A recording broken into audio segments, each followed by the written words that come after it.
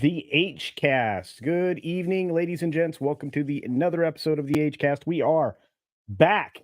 We are here, and we are Nateless, but that'll be fine, ladies and gents. We will be fine if I can just get words out today. We've got an incredible show for you, spectacular number of stories to talk about. Some of them good, some of them bad, but all of them, well, at least entertaining. So let's get right started with, well, the normal thing we talk about here. We suffer heavy demonetization on each and every one of these streams, usually because Tom's here, which he is again. And that usually means that we get hit pretty hard. So your super chats and your Streamlabs donations go a long, long way to making this show continue to be possible.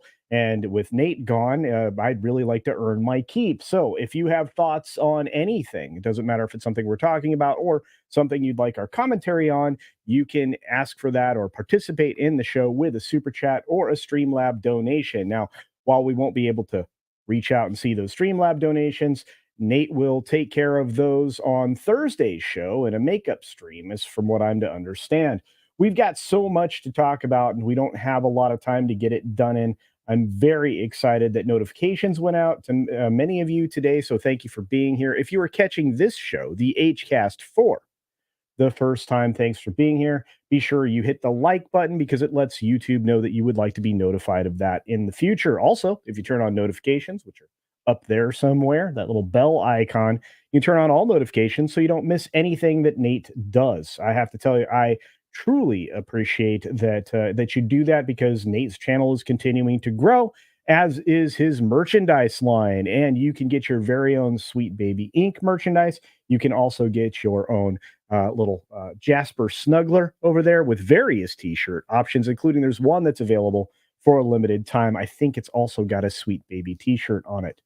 So many great things to talk about. And because I'm going to be asked this question many times, I'll say it once right here at the front. Nate is at a very special event that he'd planned to go see a band that he would enjoy seeing. I think it's their first time in the UK, and I told him I didn't mind doing this for a second time in a row. I know you won't mind because we have a lot to talk about. And so, without further ado, let's bring in the first guest of the evening. It is somebody you know well, and well, somebody I refer to as my hetero life mate. It's Mr. Tom Connors of Midnight's Edge, Midnight's Edge After Dark, Mead Radio 1, Mead Radio 2, Midnight Snacks, and so much more. How are you doing there, Mr. Connors? I'm doing the best I can. How are you doing? Fantastic. I think you've probably seen all of the amazing things we're going to talk about today. Maybe. So what do you got going on, man? It's been a minute since I've had a chance to chat with you. Oh, just the same shit, different day, you know. All right. Yeah. And anything special going on? Did you get any new DVDs or Blu-rays or anything? Today? Well, no, just recently. I guess. Well, I guess for you, it's a day. Get some today. Yeah. Did you get anything today? Yeah. I got Changing Lanes and Rent-A-Cop, but I haven't seen them. Well, I've seen Changing Lanes. Well, I want to say thanks for you for being on today. Yeah, I watched the Cameron films last week. Oh, you did? What'd you see? Yeah. Which ones? Well, the Aliens and True Lies so far. Yeah. Fair enough. Well, I have to tell you, True Lies is fantastic, especially in 4K. I'm assuming you saw it in 4K. Yeah, it's not very good in 4K.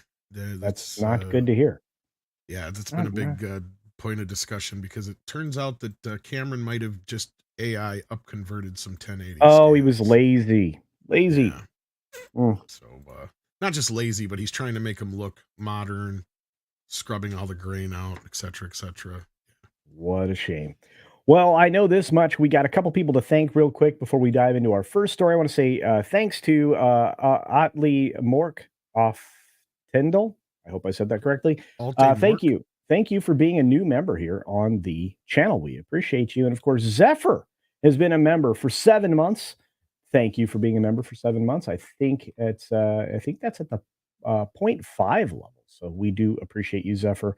A wonderful and bright wind. We've got somebody tapping away on the buttons on the chat. Thank you for that. We have a third member that's been here for 2 months, our good friend, Chipmunk of Vengeance. Thank you for your support for Nate at the point 0.5 level member. We appreciate it. So, onwards and upwards, my friends, we shall shuffle on and get to our first story. I think some fans have a hate boner for something. And It it it's not great, Tom. It's not great. Let's hear it.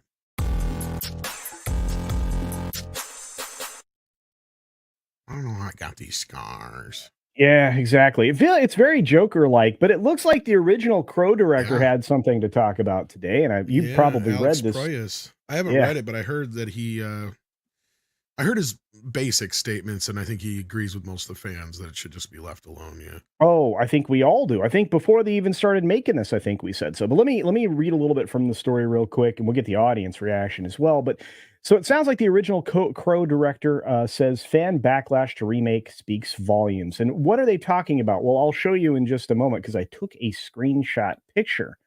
But he says Brandon Lee died making it, and it was finished as a testament to his lost brilliance and tragic loss, says Alex Proyas. And I think I agree with him. He spoke out about the backlash, and we'll get to that, guys. It's pretty significant. He says, "I really don't get any joy from seeing negativity about any fellow filmmakers, uh, and I'm certain the cast and crew really had all good intentions, as we all do in any film. So it pains me to say any more on this topic, but I think the fans' response speaks volumes. The Crow."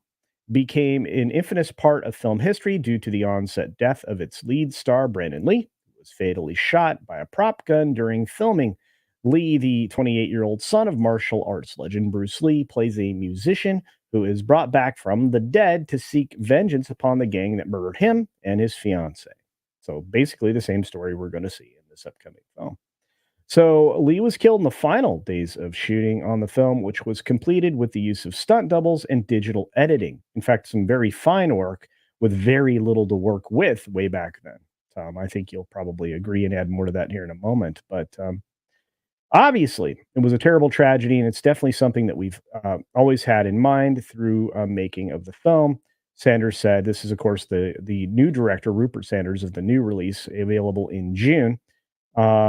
Said Brandon was an original voice, and I think he will be always be synonymous with the Crow, and I hope he's proud of what we've done and how we've brought the story back again. I'm not super thrilled about this, Tom. I've got to ask you because this is important. What do you think of this? Oh, actually, before you respond, I want to show you just how negative the views are on this. I took this image just a little while ago.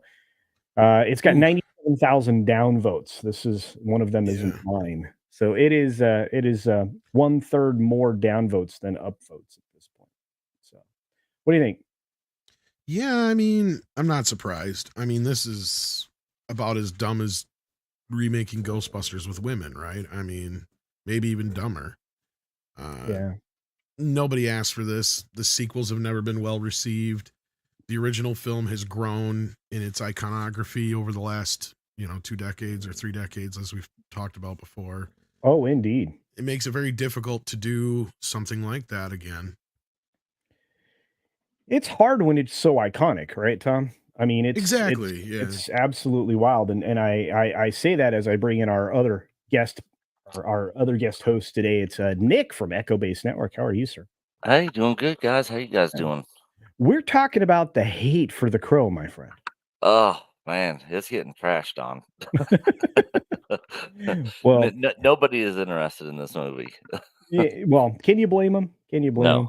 not at all. No, no, and, it's nice to have you awake early in the day. Oh my goodness. Privileged to have Well, you here. I mean, hell, I've been working for over the past hour, so Alright. Okay. Well, thanks for popping in. Of course, we're reacting to the story that the original director was not super excited about this film's remake, so I mean, well, who would be? yeah, and you've seen the trailer because we talked about it, what, a week ago or so? Yep, yep. Yeah. Do you have any thoughts about the backlash? Do you agree with his sentiments? I mean, I am in complete agreement with the backlash. I mean, I don't know anybody, not a single person that saw this and was like, "Oh my gosh, this looks awesome! Cannot wait to see this movie. What a great adaptation, from the original going to this one. Like, this is going to be awesome. It's going to be a hit." Like nothing. Like, I mean, it's the complete opposite of all that. So, it's probably gonna bomb and fail, and this movie really didn't need to be made. Well, I think one of the greatest changes here, as Tom has mentioned, and Tom, if you wanna reiterate it, was because they made them out to be junkies in this film. Yeah, Yes. there's that aspect. There's a couple other things. Yeah, I'm not too keen on any of this shit.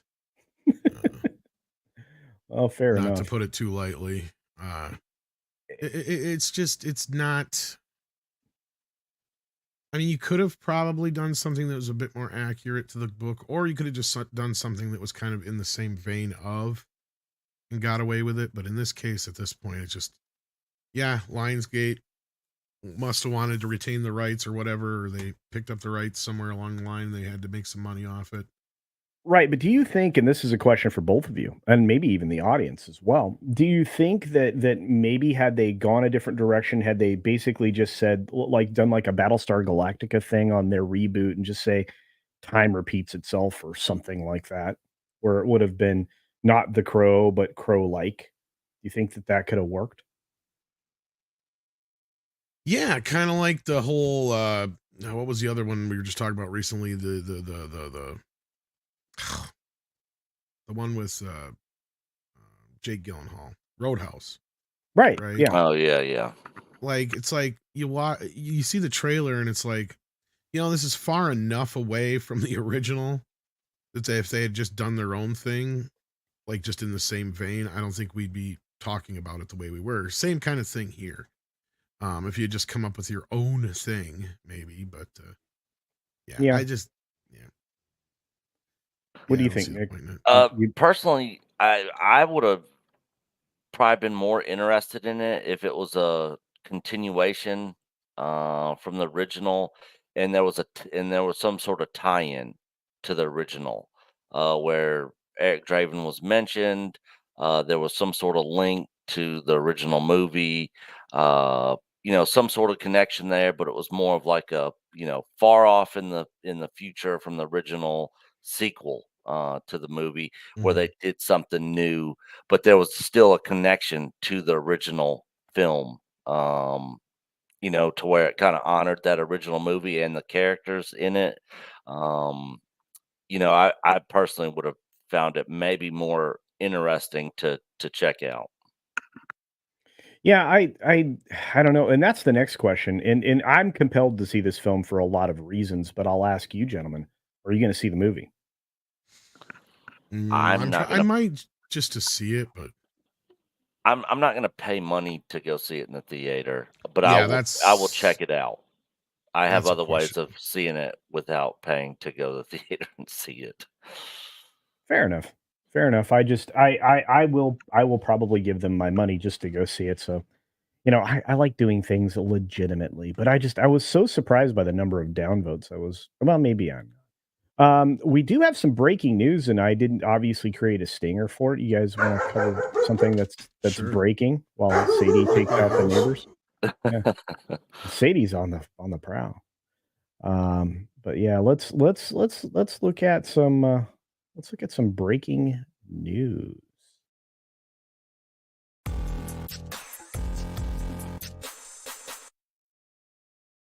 So it looks like we had another trailer drop today. And no, we're not quite ready to talk about The Acolyte, ladies and gentlemen, but we are going to talk about some Furiosa. Looks like Furiosa's trailer, its second trailer, dropped today, just a few hours ago, about 4 hours ago, about 10 a.m. I've not And seen that. it looks like we're going to see this movie on May 24th. And it fleshes it a little bit more out here in this Hollywood Reporter story about what this film is about. Here's the new trailer number 2. And in the trailer, Anna Taylor-Joy says, "As a child, my world was changed forever. My mother was magnificent, and he took it all from me. My childhood, my mother, I want them back." I mean, it looks interesting and intriguing. I just don't know if we needed this movie. No. Now, I have no idea if this will get us struck. I have no idea, if I should play it or not. So I'm going to side on the side of caution and say, if you want to see this, you can certainly watch it yourself. You But I, you could hit play and just skim through some of the images, like, not actually play it, just, like, hit play to where it pulls up, pause it, and just kinda look at some of the images. you know what? You're probably right. Let's see if I can do that without screwing up the entire stream. But is this a film you were looking forward to, Nick? I'm just curious. I wasn't. I didn't really like the last one, Right? personally. I mean, I love the original I love 2 of the original ones with, um, uh, with Mel Gibson, the originals. Oh yeah, the original Mad Max. Yeah. Yep. But, yeah, I wasn't a big fan of the last one. It was kinda weird to me a little bit, but I know a lot of people really liked that film. Um, it didn't get a lot of backlash. I think a large part of the people that went out and saw it actually had good things to say about it and actually enjoyed it. All right. Well, I say we take a look at this. We'll take a look at this on YouTube and let the fall where the chips may or whatnot. Here we go. So here we are. Closed captions are on. That's an apple. It's red. So this looks very Miller-like, doesn't it? With red Yes. apple. Yeah. This Black looks and white with signature. the red. Yeah, it looks very signature to me. All right, well, we get started. This is trailer 2. Obviously, the young girl swiping that. "We've come too far," she says. And we'll jump forward a little bit. Obviously, this is where she is. Looks like, Flashbacks, I'm guessing here. yeah, where she's being taken. Right? She's in a forest. There was forest. Oh, my goodness. And let's see. Oh, we've seen this scene before where she's underneath the truck. Uh, Yeah, and then this is obviously they took CG. Furiosa from the mastermind, George Miller. It's got some pretty neat stuff, right? At least so far. I mean, visually, this looks about right. Then there's that signature, I guess, thing where she covers her forehead in grease. I guess that's her mother. Oh, she smoked that guy. Interesting. Freaking sniper. There's Wh- Hemsworth. Je Look at that. Oh, is that Jesus? Dementis, actually.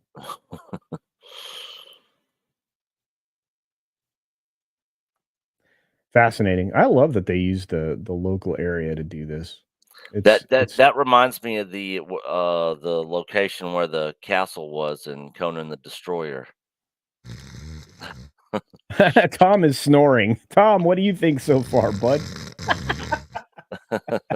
What? Huh? Hey, look, Oh, it's Thor in a when do I get chariot, Mad Tom. Max in my Mad Max movie? Wake me I up. don't know, but right now you're Mm. getting Thor in your Mad Max movie in his No, like chariot. We got yeah, Thor but and Jesus all in the same movie. we're too removed from the movie that to me is kind of ground zero for woke and people forgot about. And had they just let it die, then maybe we'd actually be getting a real Mad Max movie instead. But no, they had to go buy the video and praise the movie. But Yeah. I mean, now we literally have where she's stealing the dude's name and he's not even in the movie. Or at least there's rumors that he may have a slight cameo. But seriously, Tom, aren't you being just a little hard? Just a little I pessimistic? might be, but you know what? To me, this is no different than a Batman show or movie without Batman, but it's tied to the Batman universe. I don't care. And but look at that. If he would have made Furiosa without trying to tie it into Mad Max, I mean, even if it takes place in the same universe, without trying to like piggyback off of Mad Max in a financial situation, like in the title like this, because look, to me, this is bullshit when you're saying, oh, it's a Mad Max saga, when it's not even a Mad Max movie. The last one technically wasn't. Okay, so what I find funny is so like this is a paraglider or one of those wing things. Yeah, that isn't going to be able to keep up with these motorcycles and cars going full speed. Well, that's another thing too. Is they're in a world where gasoline is supposedly very, not only scarce but valuable, and that's what bothered me about the last Mad Max. Is you got those guys on there with the big blasts and all. It's like you're burning a lot of gas doing all that. And the flamethrower guy and yeah, and then look at how amazingly well kept. I liked how barren it felt in the first two Mad Max. I mean, even the third film I like, but I know some people don't. But my reason for kind of shying away from that one a little bit more is the fact that it feels that much more expensive, right? Like you can see the budget in that movie. It's a big studio picture. To me, I think that hurt all the Mad Max movies after the second one, because the second one you actually feel the desolateness, like you can feel the dirt and sand. It's in the movie. It's all they could have to get it done, and everything they could use is right there on the screen. And when you get to the Furiosa stuff, and it's like, sure, some of it's practical, but it's not as practical as y'all think.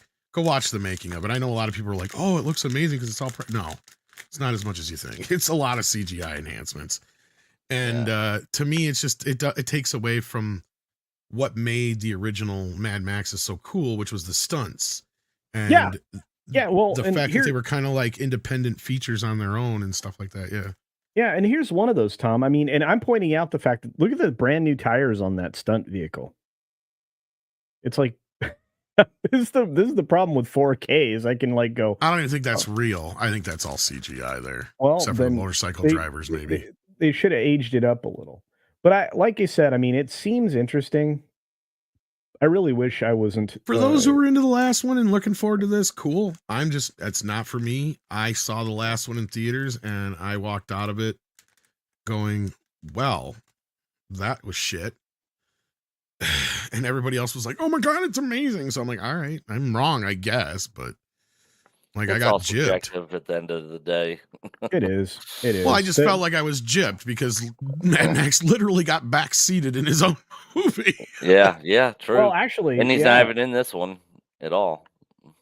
Yeah, and we've got actually a couple of super chats we can get to. A member chat, a super chat. I want to grab real quick before we shuffle on. But any final thoughts on Furiosa? I will say one positive. Okay. And that is Anya Taylor-Joy is probably a much more likable actress than Charlize Theron. There you go. Oh, indeed. Yeah. In real life too. Yeah. There you go. That's at least one positive I can give it. There you go. What do you think, Nick? Your floor. No, I agree on Tom's statement. Charlize is a freaking weirdo. So I agree with that take for sure. Yeah, I still can't believe that the previous Mad Max Fury Road got 6 Oscars. Were there no other movies that year? Yeah. That's bonkers. I mean, people were praising it, and I was just like, I just don't see it, I just don't. I didn't think I didn't watch it and was like, man, this is terrible. But I wasn't like, oh my God, this is like the greatest movie, I've seen in the last 10 years. It was just kind of like, take it or leave it. Well, I think if I didn't have to go see this movie, I probably wouldn't. But let's move on to some chats here real quick, and we'll kind of progress through the show a little bit. We'll start with Israel R with a member chat. Thanks for being a member for 2 months, my friend, and a great supporter of this channel, and also on the Streamlabs donation side. Says Culture, you're doing a great as host, brother. George Lucas' statement today was bat crap crazy. I wonder if GL is a clone. Well, I don't know. It's your speculation. I don't know. I have not heard about this news. Tom, have you? Oh wow, you haven't heard the news that's broke the internet? Wait. Well, we'll get there. We'll get there. I was going to We'll say, get I think there. we were saving it for Mikey. It's a topic we're going to get to. We're going to have both. We're going to have both Nick and Mikey flip out. Mike's rant about it was epic. Wait till he's on this show coming up later. Thoughts on what's really going on with GL? You know what? I'm not going to unstar that. So I will leave that up in the back, and we will get back to that one. But we did get a super chat around Furiosa from a tipping barn. Thank you, a tipping barn, for $4.99. Very much appreciate you. Says, have you tried to have Mad Max in your Mad Max movie? Yeah. That's a good question. He's doing the Jeff Goldblum. Yes. Yeah. Yes. Yeah. Yeah. Are we actually going to have any dinosaurs? Mad Max in this Mad Max movie? Yeah. There are dinosaurs on this tour, right? It's so good. I really hate that man. Oh, things are fired today. I don't know. I mean, I don't think they're going to have any Mad Max in this Mad Max. I brought you here to defend me, and the only one on my side is the blood-sucking lawyer. Which is funny. So, Tom, do you think we'll see Mad Max at all? I think he'll have a cameo. I don't know if that's him in the trailer, that one dude with the beard, but I do think he'll have a cameo. Yeah, at best, cameo. I don't know if it'll be Tom Hardy. That's going to be my curiosity, is how they treat this cameo of Max, because again, there's some people who are cool with this idea that Max is more like this man with no name. He's different characters every time, but it's just a persona kind of thing. To where I'm like, no. There's a through line. There is a continuity there in the first 3 films that to me was totally tossed out the window after that. To me, it's a trilogy. It always will be. Had he just went and did something else on his own and let Furiosa stand on her own to begin with, even if it was still in the Mad Max world, to me, that's the biggest problem I have here. I wouldn't be saying dick about it otherwise, but it has it in the title, right? Like, you can't even deny that. It's like, Mad Max Fury Road. Yeah, and then here you have a Mad Max saga. Right. Yeah. And I mean, the again, thing, she can't stand on her own. Yeah, and the thing is, again, just like I was saying with The Crow, if they would have just done a continuation years in the future, or it was tied in to the original 3 movies, Mad Max was mentioned, there were tie-ins, and there was some sort of connection there. Mel Gibson's character came up, or there were images or pictures of him, and it was a continuation like that, and it was its own movie, but in the same universe, but with tie-ins to where it honored what's come before it. I think I probably would have been more into it, with it not having really Mad Max in it at all. I mean, they could have just left Mad Max completely out of the last one and just said a Mad Max continuation or story Didn't or even saga. have to mention it. It just took place in the same universe, and then when people ask, you'd be like, "Yeah, it does." Yeah. Like, because it's George Miller and it's a apocalyptical film. Like, oh, okay. And when he's in interviews, you'd be like, "Yeah," and I think that's what hurt Prometheus, right? Was this is it or isn't it kind of thing? It's like, it's the same kind of thing here. Had you just been like, "Oh yeah, it's in the same universe, but it's not necessarily a Mad Max movie. Furiosa's her own thing," I would have had a lot more respect for George Miller. That's my point. Yeah. Right. And the other thing I had issues with Prometheus, just going back to that example, is when this was supposed to be taking place way in the past from the first Alien movie, but then when you get to the first Alien movie, all the technology's not as good, is the technology from way in the And past. I get what you're getting at, and that was my problem with Fury Road too. Is like, so when does this take place, right? Yeah, because Yeah, you go from Mad Max 1 to Mad Max 2, where like even Mr. H was kind of disagreeing with me. Like, I don't know if the world can go that bad that fast. I'm like, well, you'd be surprised how fast things can break down in a society. So, like, yeah, I mean, to me, it felt like we went back to another point where they had more technology. And like you said, because like even by the time you get to Road Warrior and stuff, like cars are barely even available, and Yeah, they're all, exactly. you even have steam engine vehicles and stuff like that. So, Right. yeah. It's just a shame. It's very strange and a lot frustrating. I But mean, this could take place somewhere between Mad Max and Road Warrior. That's fine. I get that, but whatever. well, then if so, I'd love to see Mel Gibson. But hey, it is what it is. Right. Yeah, well, if they do it like a young, that's the thing is they wouldn't. But to me, I would think would be the nice little wink would have been had they had just had Mel Gibson in the last one. It would have been fine.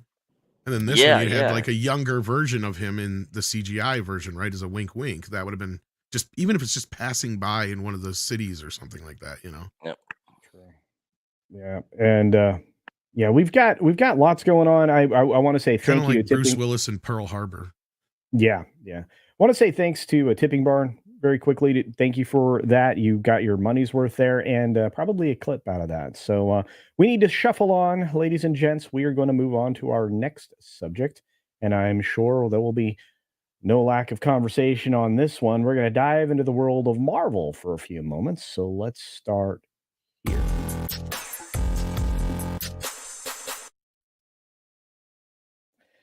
So Blade is very broken. Not just a little bit, Surprise, a lot of it. surprise. Yeah. This is so funny because they have to keep going back and telling us who's in the cast and who's not and who's going to be there as far as characters and where the script is at and all this other thing because none of it's actually there. There's no there. So they announced this is going back on March 11th. They came forward and said this is the new cast, the release date, everything we know. And you read through this, and I think we mentioned it a few times of this thing falling into the MCU and everything else with Marshala Ali and the fact that we had so many different writers. But then Aaron Pierre came out and says he's not attached to Marvel's Blade any longer. Now this came out on the 17th, which was 2 days ago actually, and he says, yeah, the project evolved, and I'm no longer a part of it. What? Yeah. So yeah, he revealed on the red carpet for the 55th NAACP awards. He said early on there were conversations as the product evolved. I'm no longer attached to it. This means they're not done with anything, right, Tom? I guess not. Is there even a script yet? A working one? Well, I mean, Variety's reported that at least They've been 5 through a writers. few. I was Yeah, gonna say, yeah. at least 5 writers. I counted 7 the last time we Including talked the one about they this. just fired from X-Men, yeah. Hey, hold the mayo, right? Mm. But yeah, so Marshala Ali said back in December of 2023 that we're working on it. That's the best I could tell you. So he says, I'm sincerely encouraged in terms of where things are at and who's on board and who's leading the way as far as the writing of the script and directing and all that. Mm. So that's the extent of what I can tell you.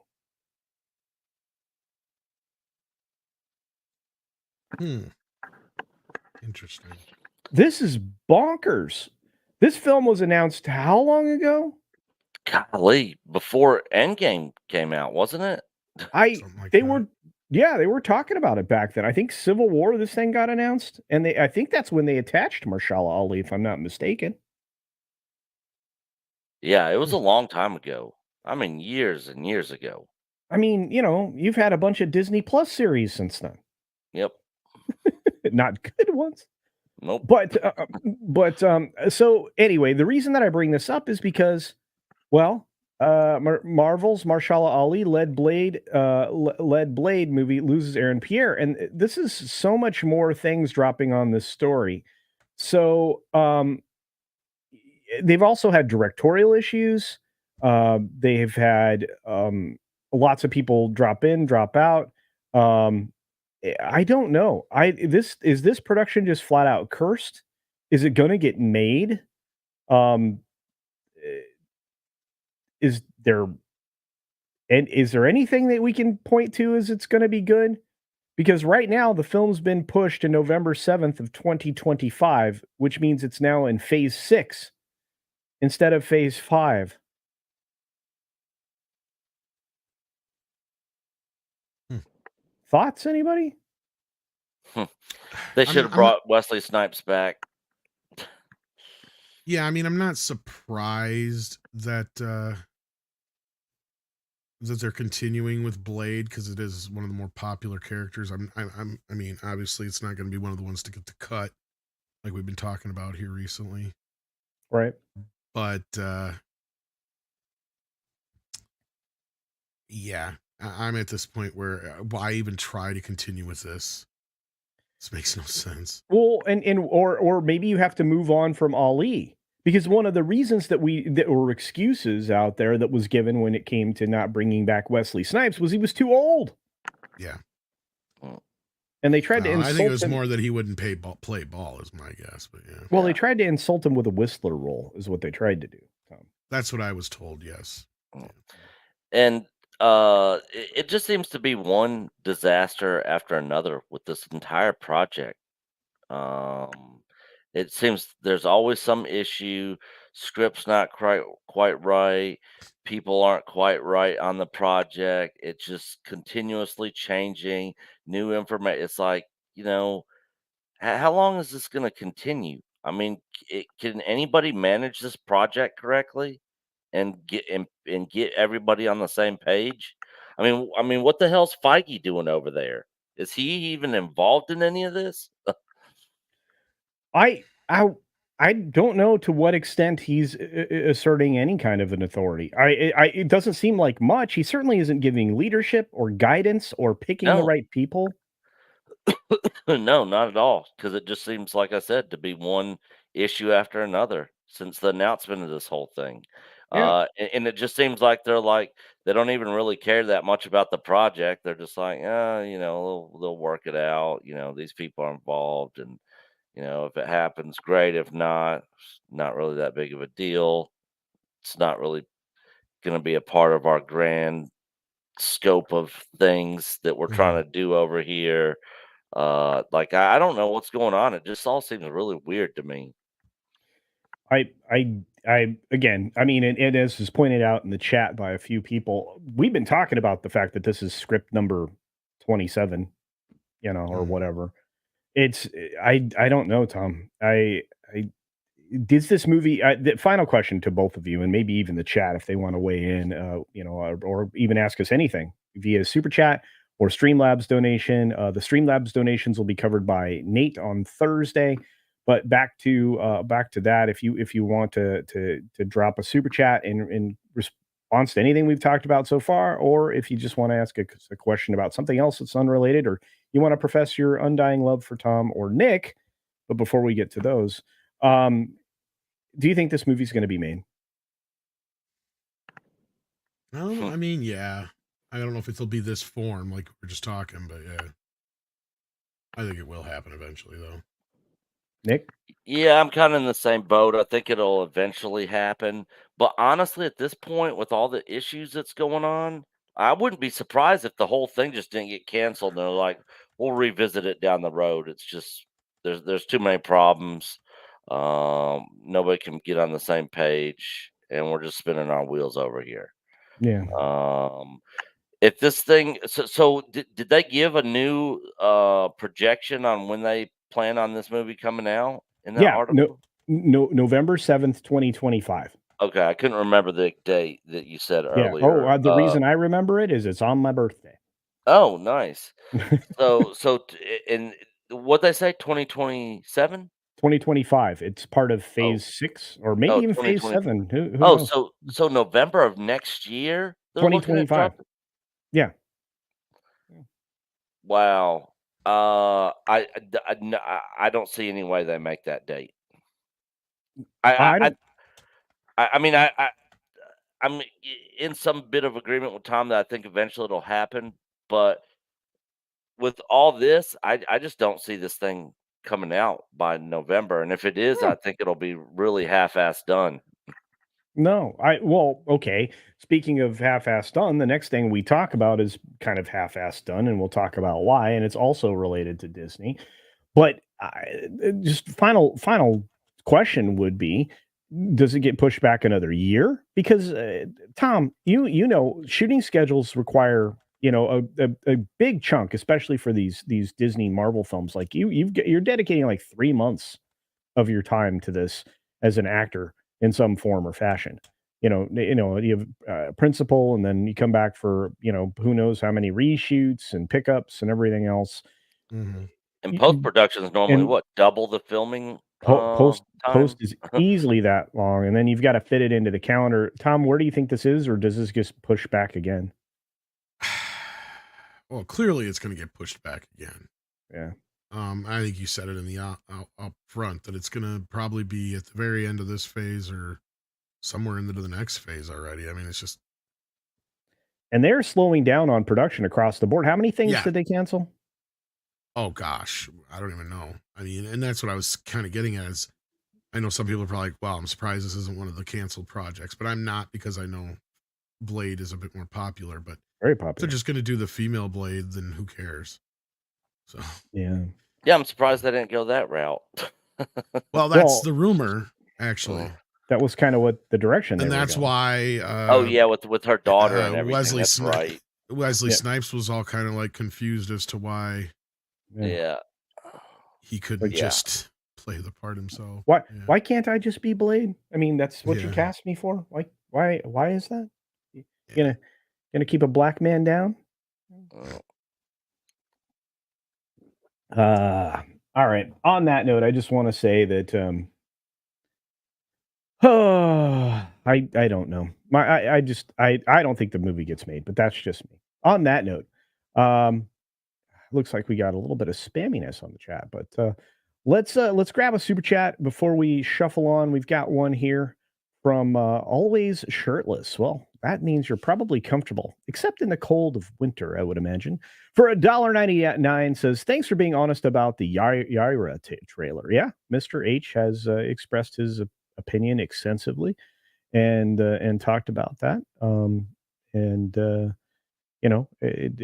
criticism he levied was probably received and heated, and based on his interaction with Eric, according to him, things went rather well. So thank you for that. Appreciate the $1.99. All right, what else do we got? Well, ladies and gentlemen, we have another Marvel thing I want to talk about. Not to rush along, but we have to shuffle on. And well, I can't believe this is happening. Oh, more Marvel.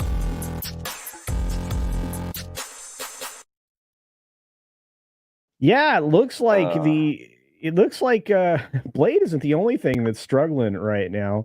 The latest rumor is that Falcon Cap got a screening of the new film, which I still think is worded poorly and leads us to believe something very bad is happening. And there's some references to the Snake Society, Society of Snakes, or whatnot.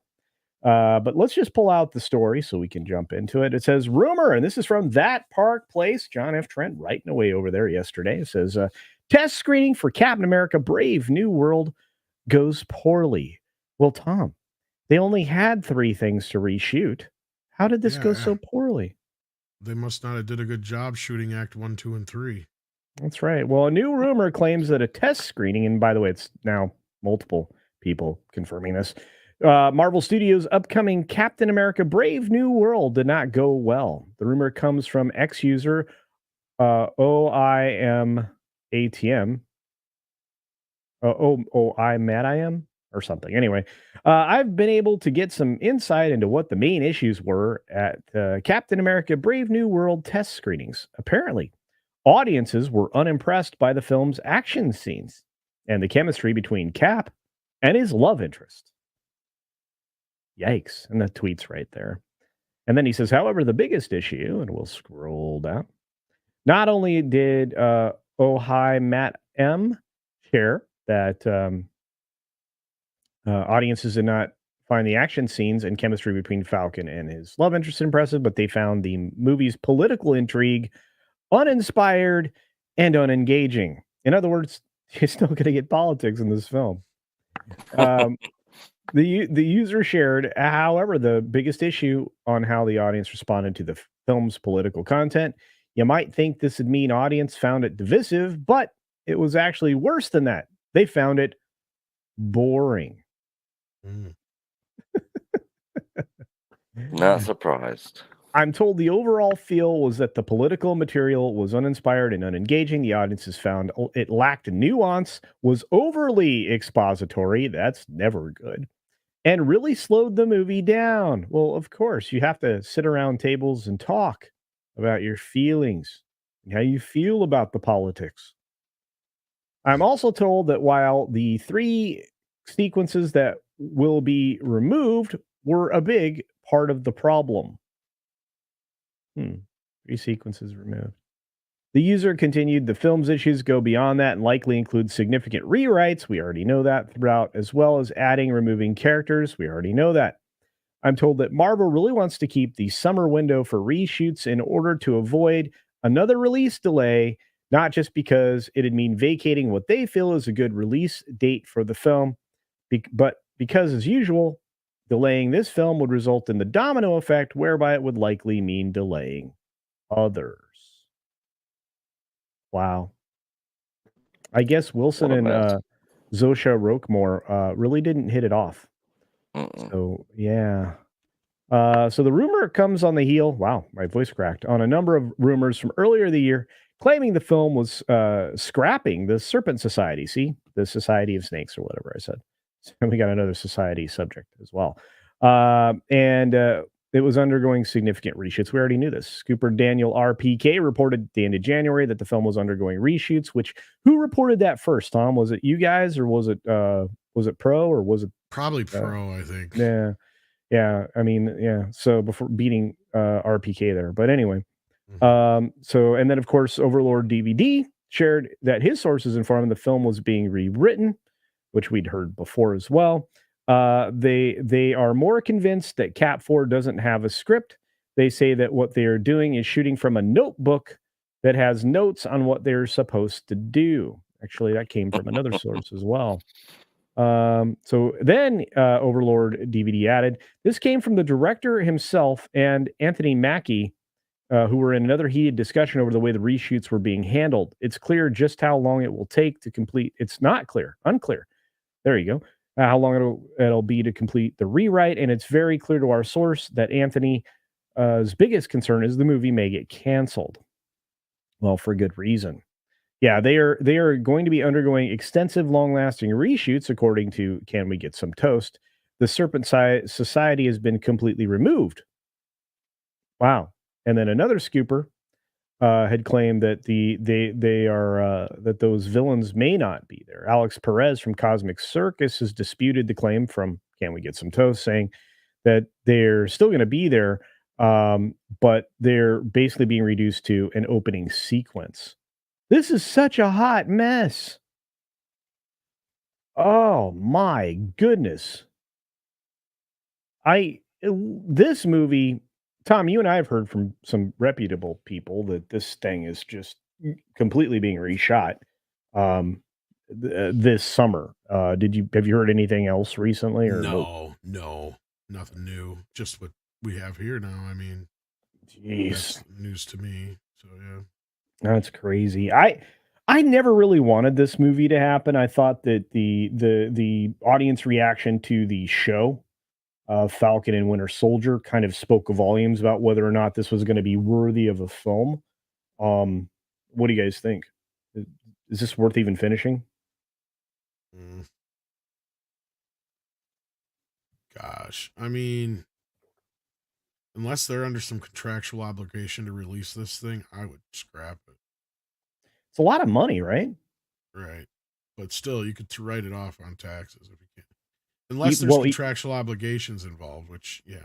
I mean, well, if Mackey's worried about it getting canceled, I mean, outside of like a financing thing, I don't know. Nick, what do you think, bud? this is just like it's like the Blade thing all over again. They should have never made, um, Falcon the new Captain America. I hated that decision, and I don't know what these studios haven't learned by now. I mean, you could go all the way back to the Transformers movie where they killed Optimus Prime, and then the show went completely downhill, and then they had to bring Optimus Prime back. They kill off Cap, and now there's this imposter Captain America now. It's not gonna work. People aren't interested. It probably is boring, and it seems like the quality, like them talking about how the action scenes weren't very good, it was boring. It's like all the talent that made Marvel what it was, from the first Iron Man movie all the way up through Infinity War Endgame is like completely gone, and it's like they have like freaking people right out of film school doing all these projects now. Right. Like nothing quality wise seems to be very good at all, and it just seems to be the same crap over and over and over. And then of course we got the political injection here for all this, and I guess that didn't go well for the test audiences either. It's just a mess. Marvel is a complete mess, and that was one of the things that was going really good for Disney at the time was the whole Marvel Cinematic Universe, and now it's just a shell of its former self. And I hate the decisions that they're doing now, but they'll reap the losses of their decision making, and who knows if it'll ever get back to where when it was at its height. Yeah, I don't think it will. I think it saw its heyday, and I think they need to rest it. Tom and Andre have always made a good argument, and so has Nate, for that matter, Mr. H, for putting pause on some of these big things. They really do need to hit the pause button on some of these projects.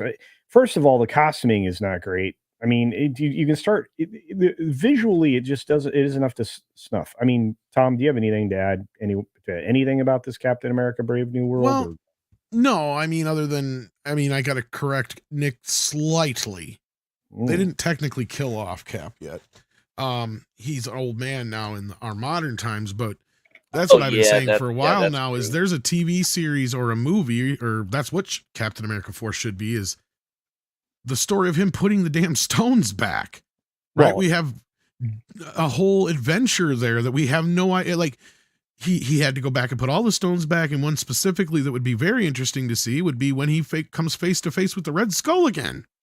When he right. goes to, and how does that pan out as far as like, they hinted at Black Widow making a possible comeback at some point. Well, maybe that's how she does, but we don't know considering the actress I think has said now that she's pretty much done. But we'll see how things go here. I mean, but at this point, I feel like they lost their way. That would be the obvious thing to do with a Captain America 4.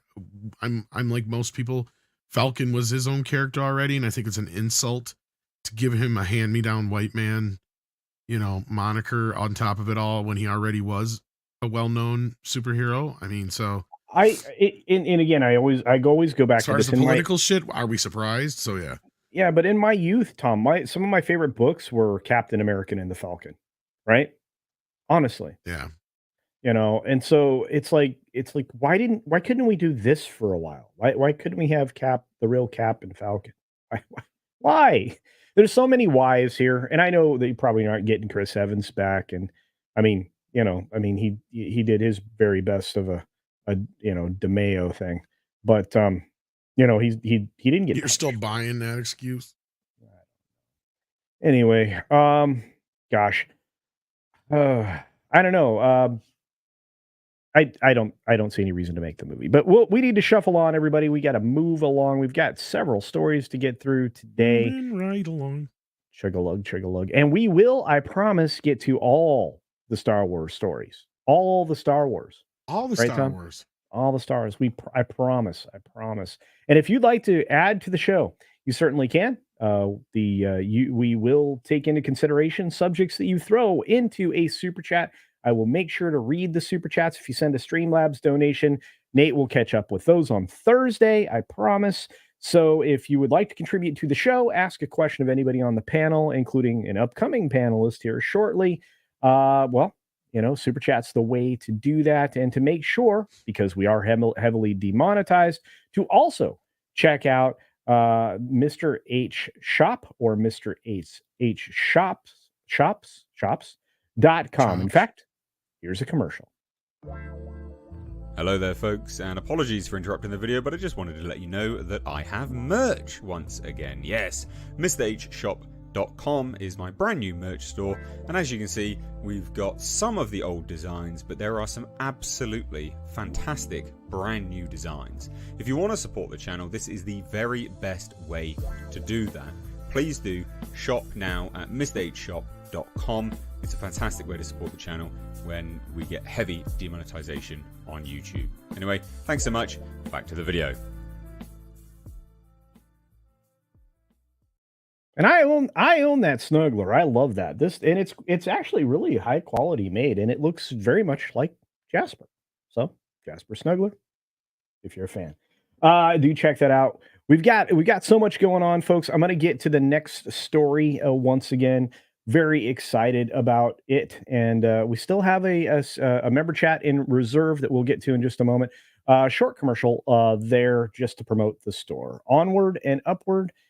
Let's get to our next story.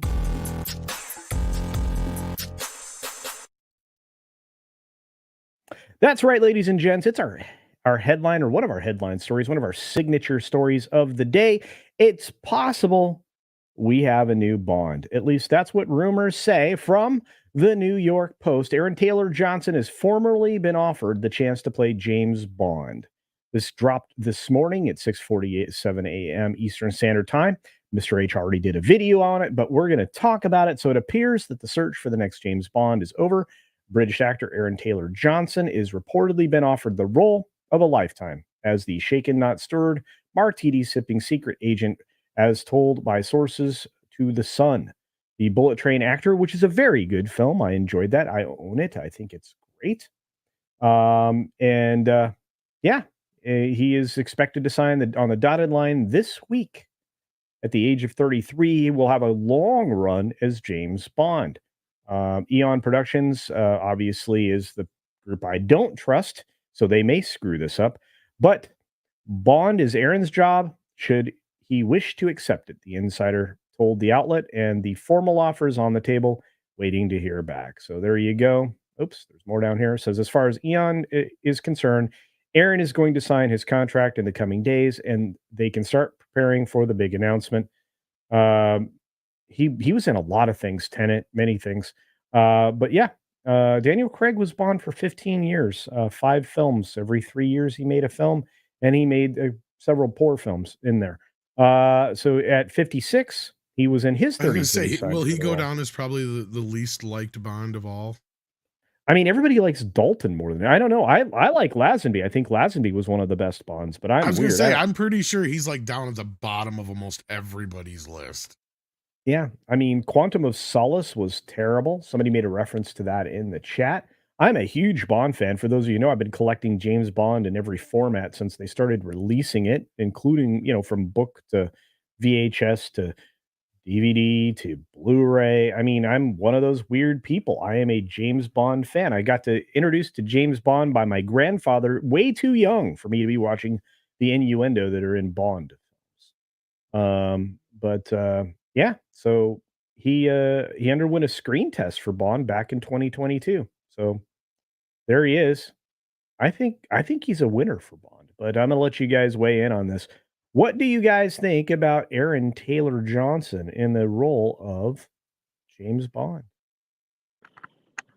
I mean, we reported on this rumor, what, 6+ months ago? It's something been a like while. that.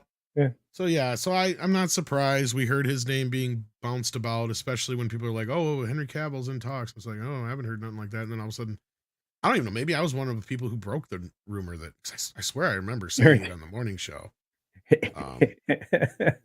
Somebody in the chat says Anya Taylor-Joy is Bond. No, Aaron Taylor Johnson. Close enough. Might as well be. No, I mean, is he a bad choice? No. but I don't know if. Oh, look, I'm the non-Bond fan on the panel today, and I'm just a non-Bond fan just because I haven't seen them all. It's not like I dislike Bond. I just wasn't raised with it, so it was never like one of those things. And I get how popular Bond is. He's British. He's good looking. He's not a chick. He's mostly white, I guess. So what else Well, there can I really, say? really, there were only 3 actors that I would He's have better even. than Craig, I guess. And yeah, Hey, yeah. Cavill would be the only other one maybe that I'd probably go with, other than Well, whoever and else you and come up with. well, I was going to say Nicholas Holt, like Sander Yeah, he Hammerschlag wouldn't did be in a the horrible chat. choice either, maybe, but I But don't know if he's got quite the look for it. you need young people, though. This role is you play it for years and years and years. You know, and I mean, he's got the look. Look at the little squint he's doing there. That's a Bond thing. So I don't know. I think it would work. You know, they had a couple other images there. You know, but Cillian Murphy would not have worked. I know a lot of people were saying that in recent days. I don't know.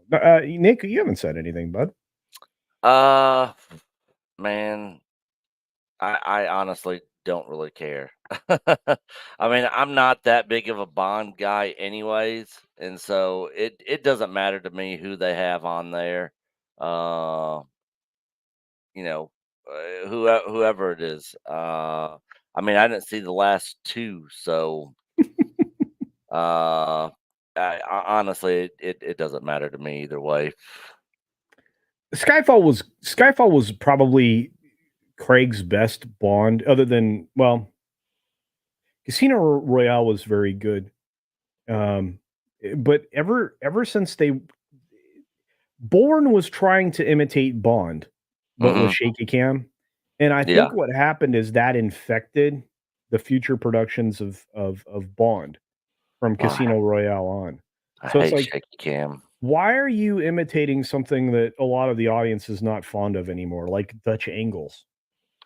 I mean, there's a lot to be said, but I don't know. 15 years as the character, and Daniel Craig didn't really garner the kind of love that somebody Right. like Sean Connery did. You Or know, Pierce Brosnan even. Pierce Yeah, Brosnan. Yeah, yeah, I I mean, liked that's Pierce. just it. That's just it. It was going to be tough for anybody following Pierce Brosnan. Exactly, Nick. Go ahead. No, no, yeah. I mean, he was honestly one of my favorites. Um, and I'm not even that big of a Bond guy. I mean, I like Bond, um, but and I was one of the people where I wasn't completely against Idris Elba, playing Bond. Uh, it wouldn't bothered me if they would have got him to do it. I know a lot of people had issues with it, but me personally, it wouldn't have bothered me. I wouldn't have cared. I think a lot of it comes down to how the character's written Yeah, and how they honor the source material. You know, and if the only thing they changed was that, I don't think it would have bothered anybody. Plus, I think Elba's like a top tier actor. yeah, yeah. You know, and would have done a great job with it, but he's old now. And you know, you need a younger person because this is a long run when you get this role. Think about think about 15 years of Craig's run. You know, he went from 30s to 50s, you know. That's it's a big chunk of your life, and there's no chance this film gets made soon. And it is rumored they're going to step back in time. I mean, back, into several earlier periods. I really would love for them to go back into the 50s, to be fair. I don't know, Tom, what do you think? Yeah, I've always said it would make more sense to kind of take Bond back to the 60s where he originated, because then you can kind of avoid a lot of the modernisms. And I mean, we've had Yeah. literally 50 years of Bond where he's been a step ahead of the technology of the game, right? Like, because I mean, how much technology has been influenced by things like Bond and Star Trek, for instance, let alone, obviously a lot of the times his gadgets are completely fiction or just a few years away from It possibly being real. But, Right. at this point, I think you played out everything you can in a certain way to where, especially with someone like Aaron Taylor Johnson, if he really does take on the role, Yeah. he is somebody I think he would fit in really nicely into a 1960s esque Bond. And then that way you start in like 1961 and you got a decade to work with, right? Like, and even in that era, there's enough changes in the world that you could play with, especially with modern, even through a modern lens. But yeah. Yeah, I'm just what I'm surprised at is the audience is not more enticed or intrigued with this because I would have thought we'd had a heavy battle in the chat here, but like what do you mean? Like, I mean, he's a safe bet. Is he Henry Cavill? No, but he's not a woman and he's not black or whatever. Like I said before, right? So it's one of those things where it's like, okay, and enough people don't really know him. They've seen him. But he's one of those actors where you mention his name and they're like, who? Yeah, that's true.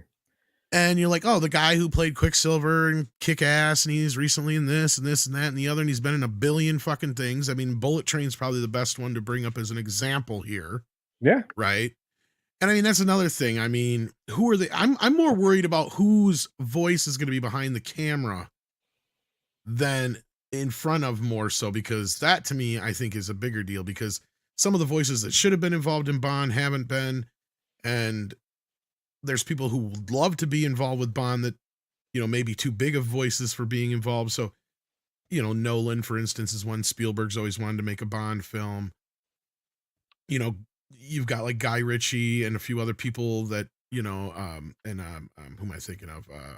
Ant-Man, the guy, Edgar Wright, you know, and some other people who possibly could take on, you know, a Bond film. It's one of those things, and I'm not as big of a fan, so I'd rather hear from you guys and what you think. But yeah,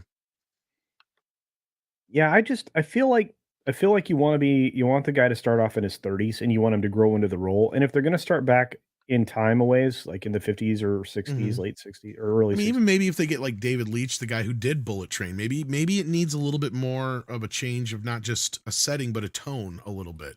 That's kind of what they did with this last Bond, right? It was set in a more realistic, darker tone, from my understanding. I ain't watched them, but yeah, that's kind of what I gathered from the trailers and from what people had said. So maybe you do need a little bit more light-hearted tone injected back into the 1960s, and that David Leitch, who directed Bullet Train, maybe that's the kind of thing you need to do, right? Something a little bit more along those lines. Give it a little bit new flavor. I don't know. It's just a thought. Yeah, I mean, I don't know that I think you just need to put it in a time when that people they long for. Bring some nostalgia. I know we have a Bond fan in the back. Yeah, we do. We do. Mexican Iron Man. He thinks he's James Bond sometimes. Dude, I don't know. Jumping out of windows. Really? That's how we're gonna really? I'm not here. 15 seconds. I had to do it. I'm sorry. So I don't know if I'm not as much of a collector as Culture Casino, but I'm a huge Bond fan, and I've seen every single movie that's come out since the first one, each one at least 2 to 5 times, at least. So all I can tell you is this: as a Bond fan, look, I'm just happy we got a white guy. All right, so let's see what this guy can do with it. All right, because I said? There were some near misses. Okay, I didn't know if we were gonna get Shanae, you know, with the thing in the garbage can, and you know, I mean, that last one, No Time to Die, but he dies at the end. I mean, give me a break, stupid title. I didn't know if we were gonna get, you know, Riva as, you know, coming back as James Bond 007. I didn't know if we were gonna get, you know, Elba. I didn't know. Look, we got a white dude. All right, so let's breathe and let's be thankful, because that's what we need. And I know I probably sound racist as F, but you know what? I don't care. I'm just glad we got a white dude. I'm saying it. And I think it's good that he doesn't have a particularly big box office name, because as Tom has often commented, much to my chagrin over the last many years, Henry Cavill would probably not have been a best star Superman. You know, when you do see Henry Cavill, you think Henry Cavill in all of his roles. You don't just see Superman. I think this is a case where with this casting, if he does a good job, we should be able to see through his past casting and get the Bond that we need, that we've been waiting for. And look, I'm a huge Craig fan, but you know what? As I was in the back listening to you guys getting ready to come on, I thought about it, and I can easily name 3 Bond actors that I like more than Craig. Oh yeah. So I think even me, who likes Craig in a lot of ways, he might rank last. Well, and I'm not even here to dump on Craig, but at the time when Daniel Craig took it on, he at least had kind of what Aaron does here, and that is you say his name and not everybody knows who the fuck he is. Right? Sean Connery had that beauty going into the role too, is that he is known as Bond forever because that was where we learned of Sean Connery, or he became a big star, or whatever you want to call it. To where there on out, it was Sean Connery in whatever it was. Yeah. But the only other exception to that is probably Pierce Brosnan. But that was like the fans wanted it and they willed it into happening. Like it was decade long wanting that to happen. And he almost was Bond. Yes. And then Falcon Crest got in the way. No. Scarecrow and Mrs. Cream. Remington Steele. Whichever fucking one it was. I can't remember.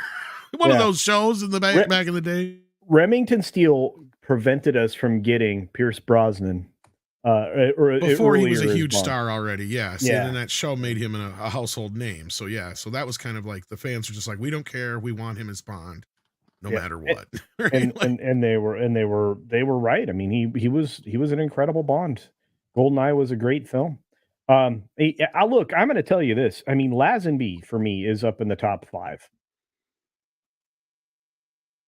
Well, I think that Bond struggled throughout the 80s because they didn't have Pierce Brosnan. To be honest with you, I mean, it was like in some alternate universe somewhere, he was Bond for like 20 years. So Dalton, So Dalton wasn't a favorite of yours, then, is what you're saying? I don't think he was a favorite of many people's. And honestly, my favorite Bond is still Sean Connery. You know what the problem is with him is he needed like 2 to 5 movies. Yeah, and at least somebody in the chat gets me. All right, so. You're not going to win this argument because Lazenby actually does have some fans. But I thought he was great for. You're not the only person I've ever heard say that. So he was the most physical Bond. Did we already make the announcement to everyone in the chat that we need as many memberships as possible because we're trying to catch Culture Casino's membership count? No, because we're not good YouTubers like you are, Mike. Yeah, okay, Mike, take it away. Exactly. Why does you know what though? And I've been picking on him. He looks fucking amazing. Look at him. Look at him. Looks like he got some sun. Mikey. And his hair is looking like killer today. Stop talking about me. Change the subject. Mikey, promotes Nate's membership. That awesome polo As a member of many channels, thank you, Tom. You're very sweet. Thank you very much. As a member of many channels, including this channel, Mexican Iron Man, as a member, encourages all of you to become members. Gift memberships are now being given away in the chat. Please make sure you accept them. And we are on a drive to push to catch Culture Casino in terms of number of members, because there's no better revenue for this channel to keep this channel alive than recurring revenue. So let's get that recurring revenue going. I am gifting away some memberships. More, if you stay tuned till the end, there just might be some more for you. Oh my gosh, look at the salesman here. Yes. We don't want Culture to sit on this high little pedestal like Bob Iger on top of his little membership mountain, collecting his little members. Look at me. You know, Culture Casino every week. Oh, I've got to update my members list at the end of my videos because he's got more member than any of us. Though. Culture has more. Yeah. Culture has more. Culture is the Bob Iger of memberships in YouTube. What? Yep. That's not very nice. Why would you do that, Mikey? I don't understand the comparison there, but I don't know. I'm trying to segue to the next topics. Oh, are you giving away like free money over there or something, Culture? Yeah. No, but Mike is, and so is Olaf. So I want to say thank you to Mexican Iron Man for 5 Mr. H Review memberships. We appreciate you. Yeah. And of course, we also have a gift membership from Olaf. Yes, thank you, Olaf. It's raining memberships. And we have to acknowledge another member for 5 months. 5 months. Captain Fandom Nerd. So there you go. You guys are amazing. Speaking of amazing, of course, we have Adam contributing to the show for some Hungarian Florence. 2,000 of them, in fact. Thank you very much for that, Adam. We appreciate you. Said no questions. I already have all the answers because I'm watching you guys all the time. Well, thank you, Adam. You're awesome. I love seeing you in the show. He says, just an appreciation for what the 4 of you do. It's always entertaining and helping me escape from real life. Well, thank you. That's really what we are supposed to do. Truly, Well, I'm thank you sorry for to being hear here. your real life is that bad that you have to listen to us, but Hey, well, I'm kidding, of course. sometimes people are driving and they like listening. Wow, I No, listen I to know. all you guys all the time. What is Yeah. it? Yeah. Why And would I that think was you're a sad nerd, Mikey, but we still love I was you. telling Tom today that I have thousands of tens of thousands of hours of more time with him than he has ever had with me, because I've been listening to him for like 10, 15 hours a week since 2000 and what, 18? I'm Wow. sorry. Oh, stop it. I love you. Wow. Yeah, a long time. Yeah. He loves in other words, Tom, he loved you long time. I couldn't listen to myself that much. All right. Man, my jokes aren't landing today. Boom, bam. And No, because I the just joke's built on on it. landing, now is a great time to sign up for a membership at Mr. H on this channel. All right. Well, That's right. Mike, because I knew you were coming, I saved all the great things for last. Uh-oh. Yeah. Where are the You Puerto ready? Rican girls at? No, well, okay, maybe not the greatest things, but some In things other I words, knew. if you have any blood pressure meds, take them now. Yeah, I already did. I took 2 tablets right after lunch. Yeah, I guess you had a little ranty poo earlier. I've been ranting all day. Yeah, all right. Well, let's do this, Mike. I Let's want to work talk. with the Acolyte. You want to start with that? Yeah, let's warm up. Oh, okay. That's going to be great. Okay, well, let's warm up with the title of the stream story coming to us from Slash Film, another interesting outlet. Oh, I can't believe we're going to do this, but we're going to do this.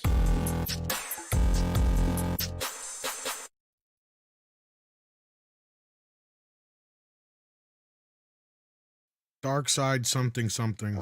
They actually Dark had a side. trailer drop on this. They did. Did you official- not? Did No, you I- not know that? Man, I've not been on You- YouTube at all today You until I call jumped on yourself you call yourself a Star Wars channel? here. I have not been on it all today. I didn't see anything on it. So no, I've not even seen this. Well, Star Wars takes us back. I didn't know we were there already to the High Republic in first trailer for the Acolyte. Can somebody tell me what was the first time they took us to the Let's Get High Republic? Some books. Yeah, it was the books, the comics, and then it was that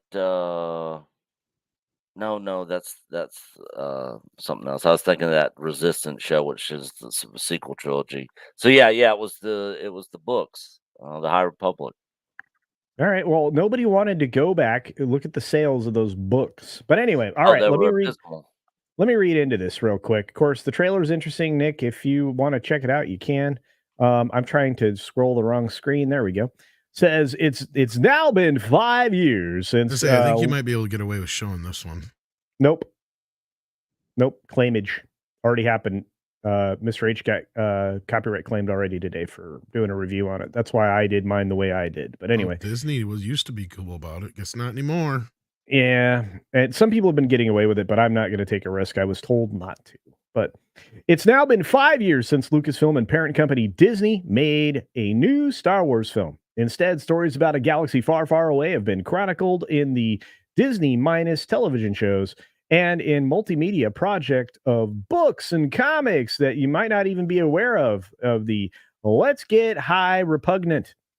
Set a few centuries before the Skywalker saga begins. That's 100 years, actually, before the fandom manass.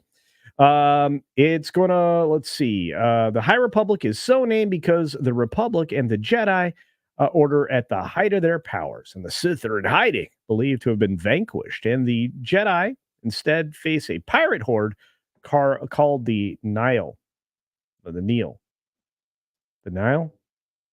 There's a death on the Nile. Anyway, though these two modes of Star Wars storytelling combine the Acolyte, a new Disney blah blah blah. During the High Republic era, we at Slash Bologna Sausage saw series footage in 2023 at Star Wars Celebration, which is where that trailer leak came from that everybody saw. And now the first trailer is officially dropped. And so, hey, look, it's the chick from Matrix. By the way, during the course of the trailer, she does Kung Fu. Oh. Yeah.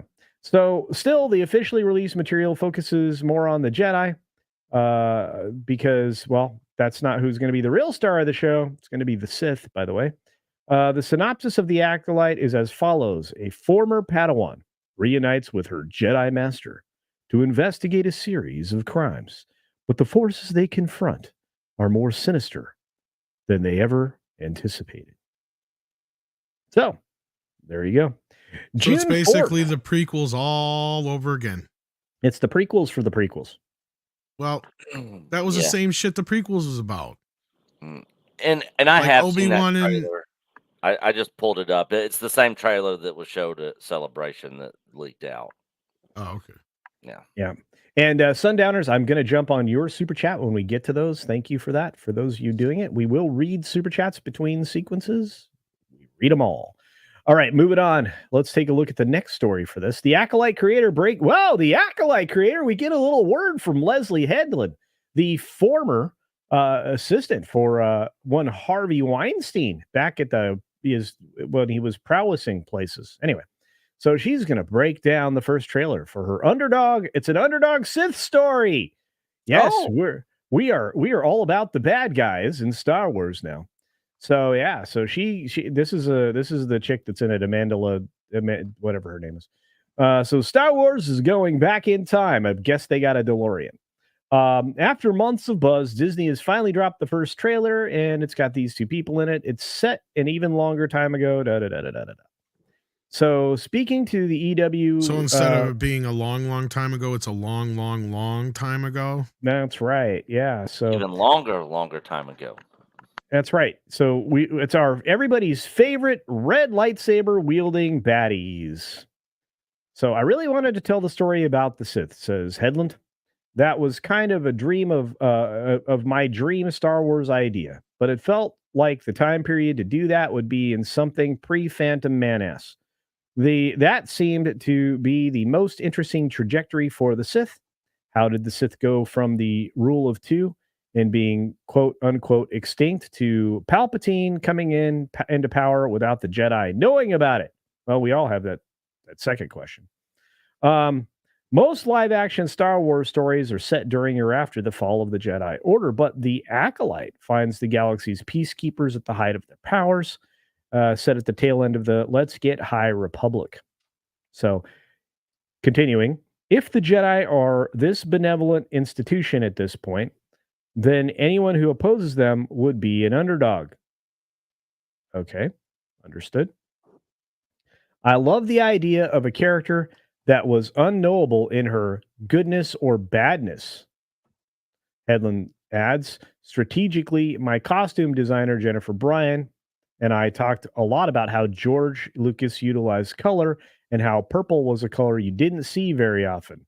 Palpatine wears it, but it's that idea that red and blue made purple, of course. So, yeah, they don't want to be binary at all in this show. So, in the trailer, Steinberg's character faces off against a Jedi played by Matrix alum Carrie Ann Moss in a brutal fight. Well, it's kung fu with the Force and a knife, actually. So she wanted to showcase elements of wuxia. I don't know what that is. Wuxia martial arts. Yes. Wuxia. So they want to do wuxia martial arts, everybody. Wuxia. And classic samurai films originally inspired by George Lucas. So there you go. Oh, by the way, Stenberg uses she, they pronouns. So just because I know you guys were all. That's important. I wanted to definitely know that information. We used to call Amandla Bruce Lee because she was so fast. We had to keep saying, you have to slow down. The camera's not picking up that it's you. You look but then like she kept going, I'm a she, her. You look like your stunt double. All right. I'm bored already. Yeah, me too. All right, you know what? No music. No music, Tom. No music. Well, you can't get blood from a stone. No, you can't get blood from a stone. Apparently, you can on the Acolyte. You can on the Acolyte. You know, it may not be good.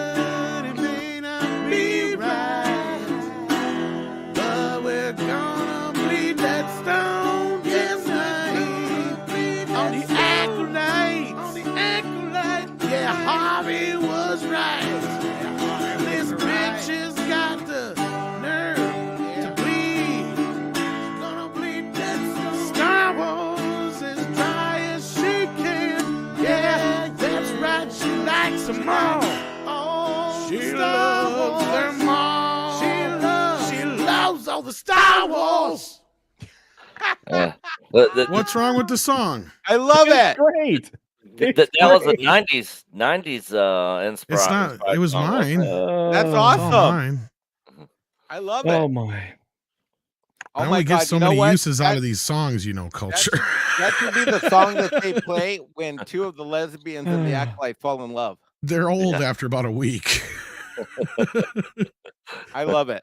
Well done. I will say this, that after seeing the trailer, I decided it was uninspired and uninteresting. But I'm interested in the two Star Wars experts that we have on our panel, and Tom. We're going to start first with Tom's mad now. Why? Nah, I'm not an expert. We're going to start now with the channel that is all the Star Wars, Echo Base Network, and the man that helps run it, Nick. Nick, what do you think of the trailer? What do you think of the show? So I saw this this leaked trailer back after Celebration, after they released it Celebration last year, and there was a couple scenes in there where I was like, that was kind of cool, but we know who's involved in this project. We know who the showrunner is. We know what the culture is at Disney, and I, I'm gonna. This might be surprising to some people out there in the chat. I'm excited for this show to come out because What? I'm gonna have so much fun destroying it and picking it apart because it's gonna be ultimate trash, and I'm excited. I am excited to have fun with this. Like I'm not gonna be mad. I'm not gonna be pissed off. I'm literally gonna be laughing the entire time. It's going to be so much fun. I can't wait. I'm excited for it to come out just for that reason. Because, apparently originally this was all just a sizzle reel and we weren't actually getting this show and it was a fake show. And now it's actually happening and I'm going to have fun with it. It's going to be a complete shit show and I cannot wait.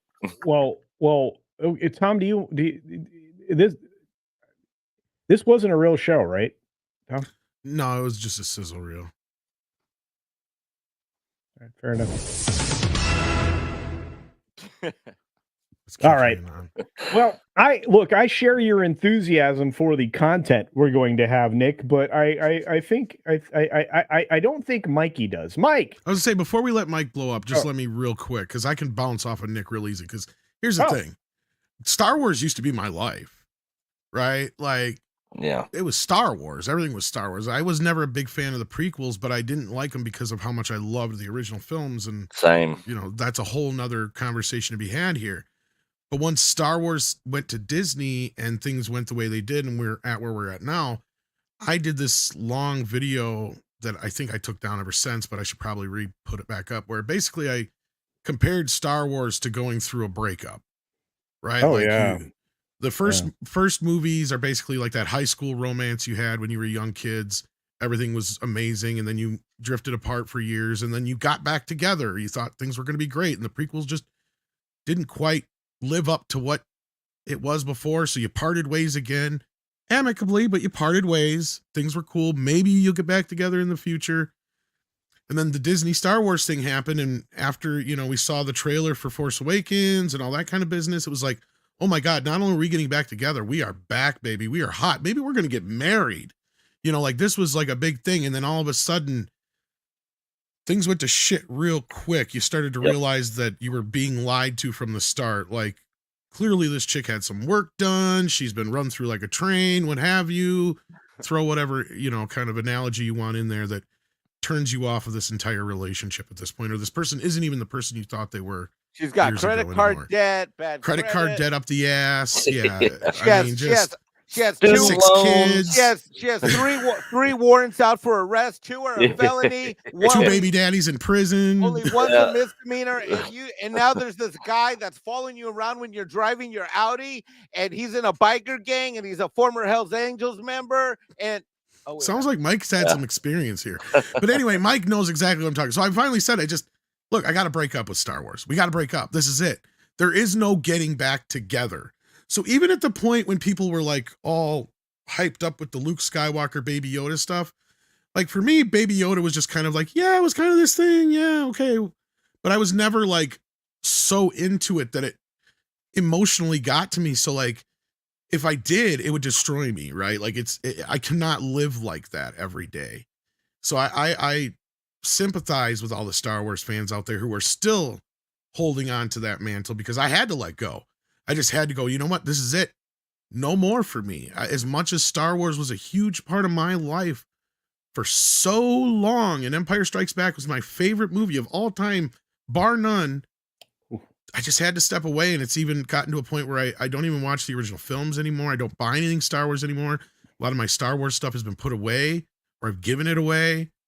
Yeah, I'm done with Star Wars. So I'm like Nick on this. The only thing I'm going to get out of this is the thrill that you get when you get your picture on the cover of the Rolling Stone, basically, at this part, because Wow. I don't give a shit about Star Wars anymore.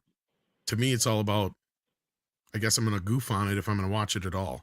But now let's let Mikey go off. I'm gonna save most of the we're still talking about the Acolyte. We're not even to the George Lucas part of the story. Okay. All right. Yeah. Well, carry the show for a minute and tell us what you think about this Acolyte show. What are your expectations? I think this this video, I didn't see the leaked one when it came out. If this is the same one, what I saw today, and what I saw was horrific. What I saw was garbage and trash. Now look, maybe call me old-fashioned, call me racist. I could not find a white dude anywhere in that freaking video. And in the opening scene, they're like panning to the kids, and you got Asian diversity, Padawan, or what are they called, youngling. And then you got the minority youngling, another minority youngling, and another youngling, and this and yeah. I'm like, oh my God. And the ridiculousness of the diversity in every shot is just so freaking glaringly like I'm wondering, where did they cast these people? Did they go to like a homeless encampment in LA and say, hey, we need some minorities, come on down? And that's what they did. And that's how they cast this thing.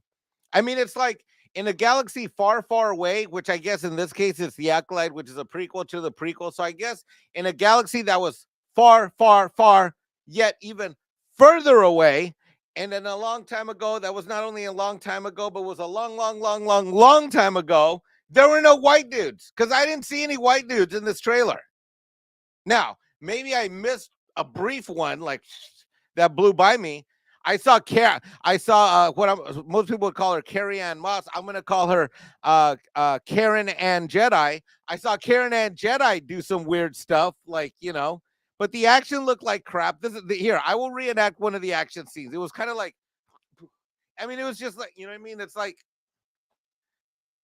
it was just ridiculous. I'd rather go and watch a $2 cinema matinee in the afternoon and watch an old 70s kung fu movie. Yeah, it's like Crouching Tiger, Hidden Dragon mixed in with Star Wars. Right, or as we call it, Crouching Mexican, Hidden Immigration Agent. No, I mean, no, this thing, they clearly spent a lot of money on this. You can tell that they definitely spent a lot of money on this thing, or they tried to. Now, so, it has that kind of Star Warsy glassy. But I thought the sizzle reel was to get money, Mike. I'm so confused. Dude, would you get off of that? I'm in the middle of my rant. Dude, get off. Every show you guys bring this up. It's getting old for me as a viewer. I'm in the middle of my thing. I agree with you on. See, now I'm distracted. I'm gonna stop talking. No, you said that it looks like they spent a lot of money on it. That's my only viewpoint. That's all I got to say. No, you had more to say, Mike. No, I don't remember what you got me distracted. No, you had more to say. Come on. No. Next topic. No, we don't get to shuffle off that quickly. We have to acknowledge all the amazing people in the chat that sent a bunch of super chats because they loved what you were saying there, Mikey. Wait till you get to my next segment. I'm holding back, Tom. Don't you wait? Don't you think I forgot about you, Tom Connors? Just hold on. I'm coming back around. I'm taking a lap around the rant wrap. The RANT. And this is gonna be live reaction for me because I don't know anything about this George Lucas news. What? No, I've not been on the internet all today. We're gonna get there. How do you even have a Star Wars channel? You guys are jumping ahead. Tom, get in the way between me and I can't be next to him. Just put me in the. I can't move me around. Somebody, yeah, there we go. I'm wait. Tom, hold me back. Okay. you guys, okay, so here's what's happening.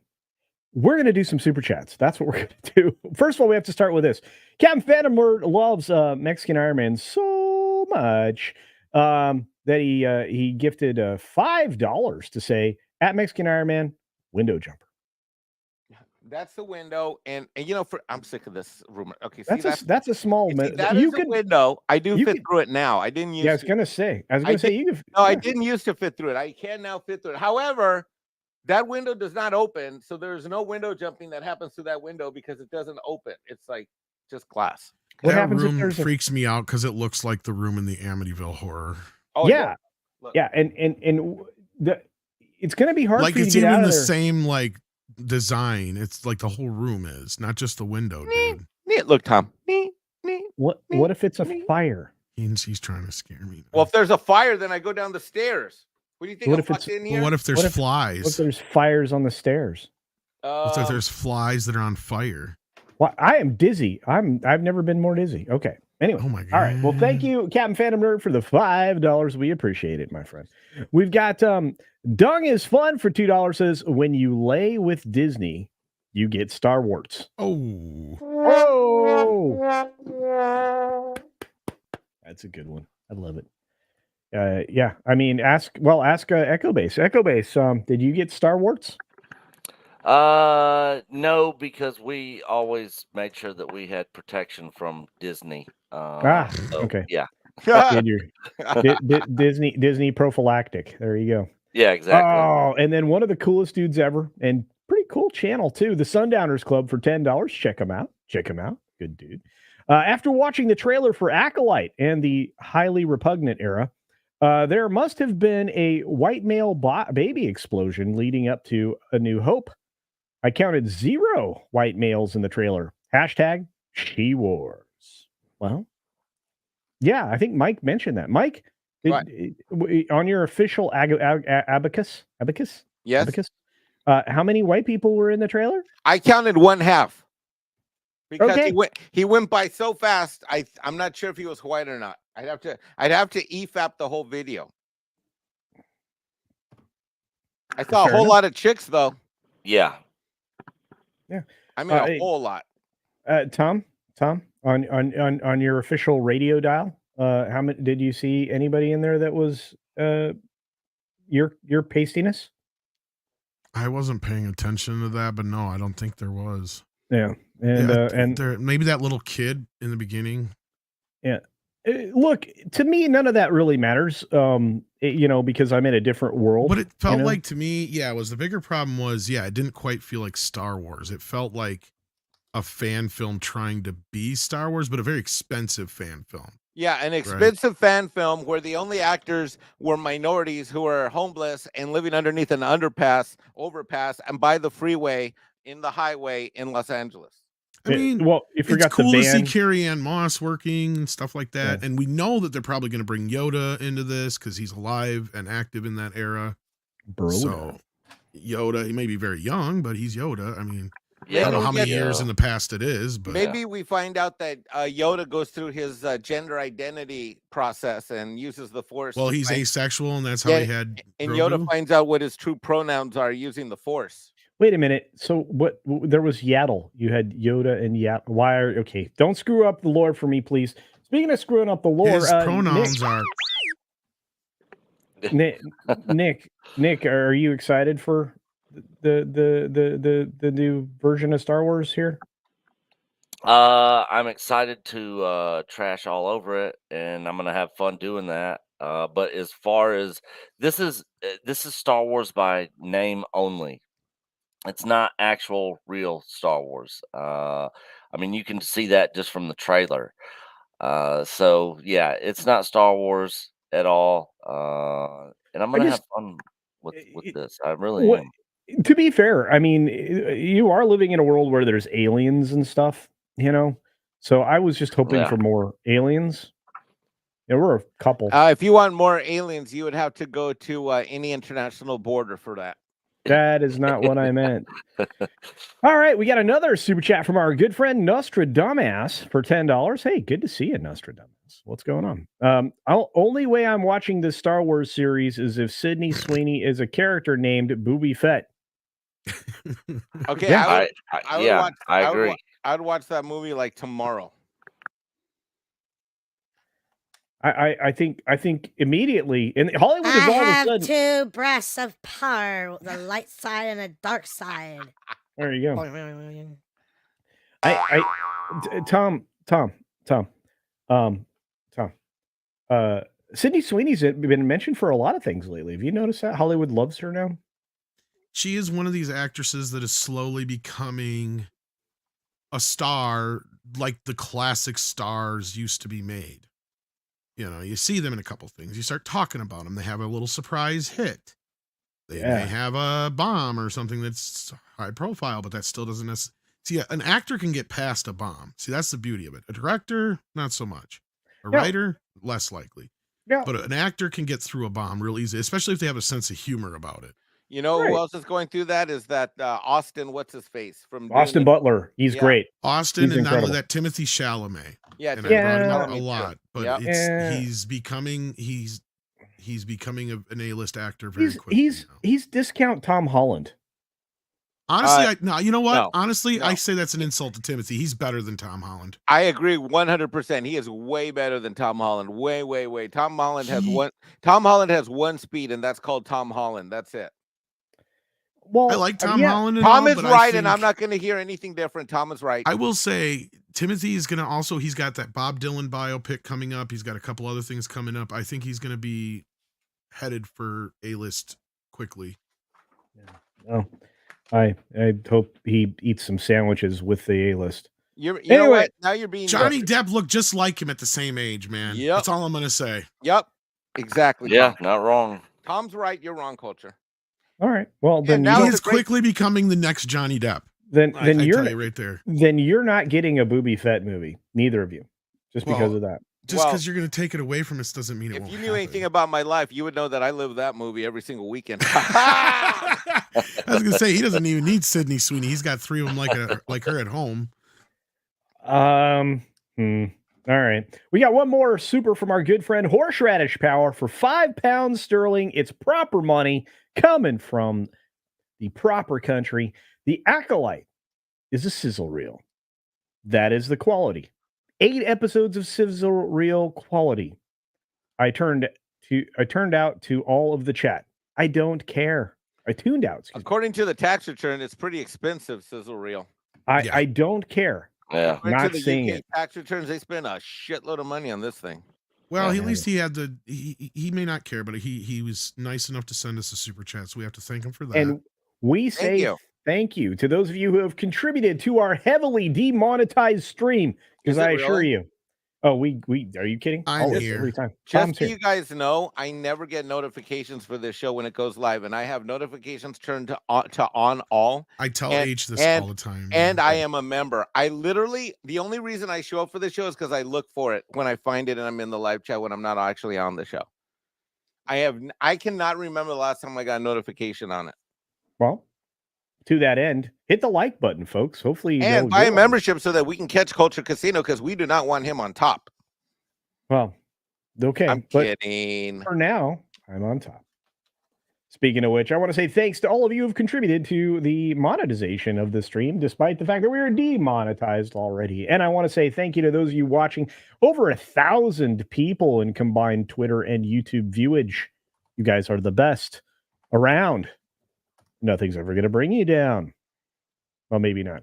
So we got to move right along. We got to shuffle off, folks. We got one more thing to talk about that'll definitely light Mike up like a Christmas tree, I would guess.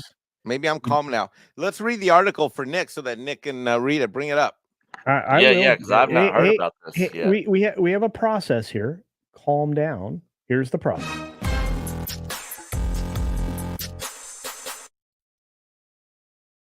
That's right.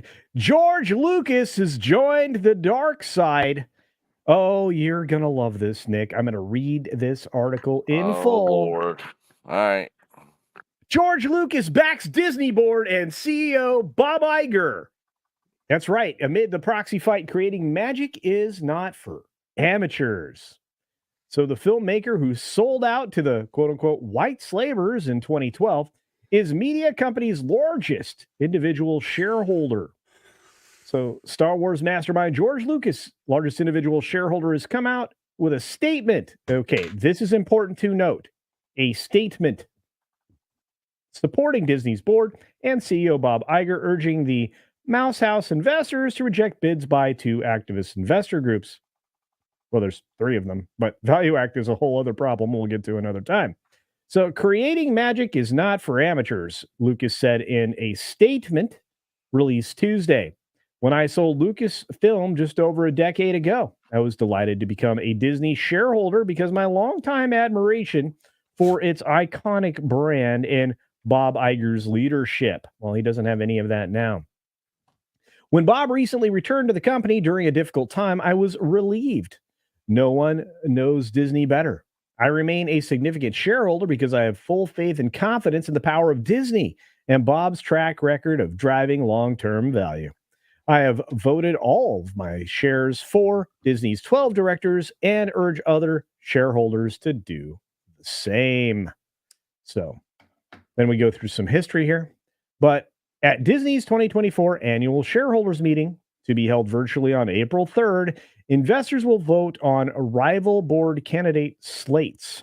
Disney's own 12-member lineup, Nelson Peltz Tree and Partners 2 nominees, or 3 from investment firm Blackwell's Capital. Peltz, for one, has argued that Disney's stock has underperformed the market and that the company needs to adopt and execute more urgent strategies to drive sustained and profitable growth. At least they described that accurately. Lucas's comment that creating the magic is not for amateurs may be a reference to Disney's point that Peltz has admitted that he has no media experience. Well, it doesn't seem to help several of the people on your board currently. So anyway, the filmmaker statement comes as Disney has won the one other supporters in the board fight. On Monday, independent proxy voting advisory firm Glass Lewis issued a report recommending Disney shareholders vote for the 12. Yeah, we don't care. They're not very independent. Anyway, they've been soliciting these up and down everywhere. So because this is a much closer fight than they're willing to admit. And I'm going to wind Mike up and set him loose. Mike? Well, I'm going to start with this. Nick, what say you on this before I launch in? All right. Honestly, I'm not surprised because George has got some sort of weird loyalty to Bob Iger, I guess because of the whole Young Indiana Jones Chronicles and them getting more episodes when the show wasn't doing good, and of course he sold to them. It's like he keeps screwing you over, screwed you out of your original outlines for the movies. Didn't make your movies when he gave you the impression that they were going to work on your story treatments. And he's just like, he continues to be loyal to him for some weird reason. I don't know why.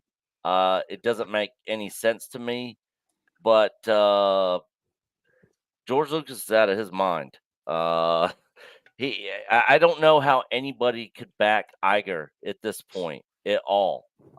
But for some weird reason, he's got some sort of loyalty to Iger, and I don't know why. So surely the Young Indiana Jones Chronicles can't be the only reason he's remaining loyal to Iger. But that's really the only thing I can think of. It's just weird. But it's not all that surprising either at the same time. So I don't know. Iger needs to get out of there. I was hoping George would, with the way Star Wars has been managed and stuff, he would kind of team up with Peltz and Elon Musk and kind of get behind them. But apparently, I guess he's not. And I don't think anybody should listen to anything he is saying as far as backing them. They should do the opposite of what George Lucas is saying. All right. Well, I do have to run soon. Do you want me to go first, Mike? Yes, Oh yeah, please go ahead. Go. Oh, that's right. You got to set up the next show. And Tom, I'll be there. I got a 7:30 Zoom, but I'll be done by 8, so I can be there in about an hour. Go ahead. Okay.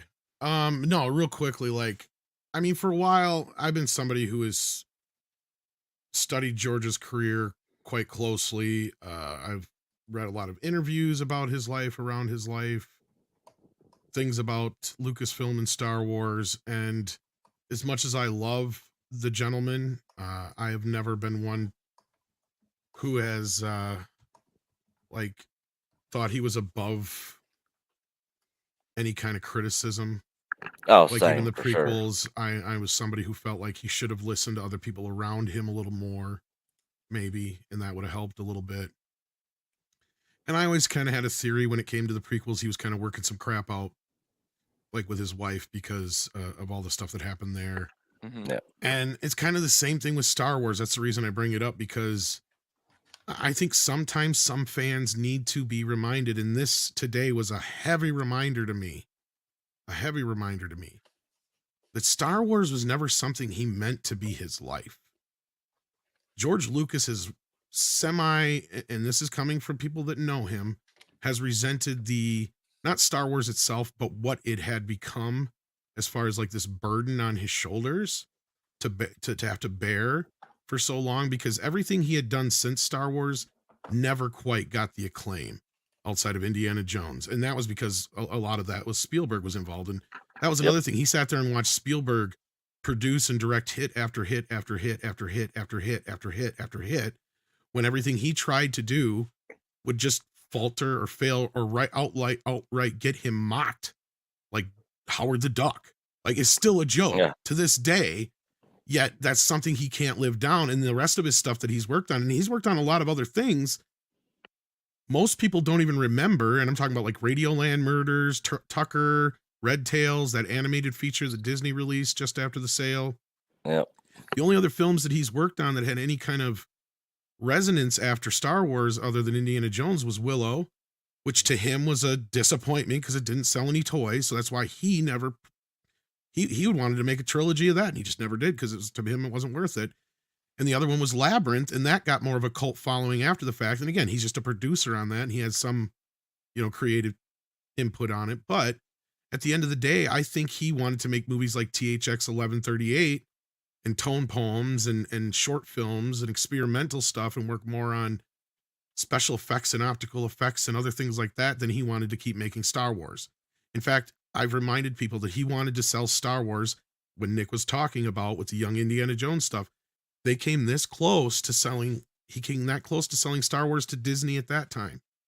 Because he had because he was going to do some more movies, and then he's like, I'm kind of done with that. I'm moving on. And he was working really closely with Disney on some other things. So he thought this was the home. This is a good home for Star Wars. And then I don't have to deal with it so much anymore.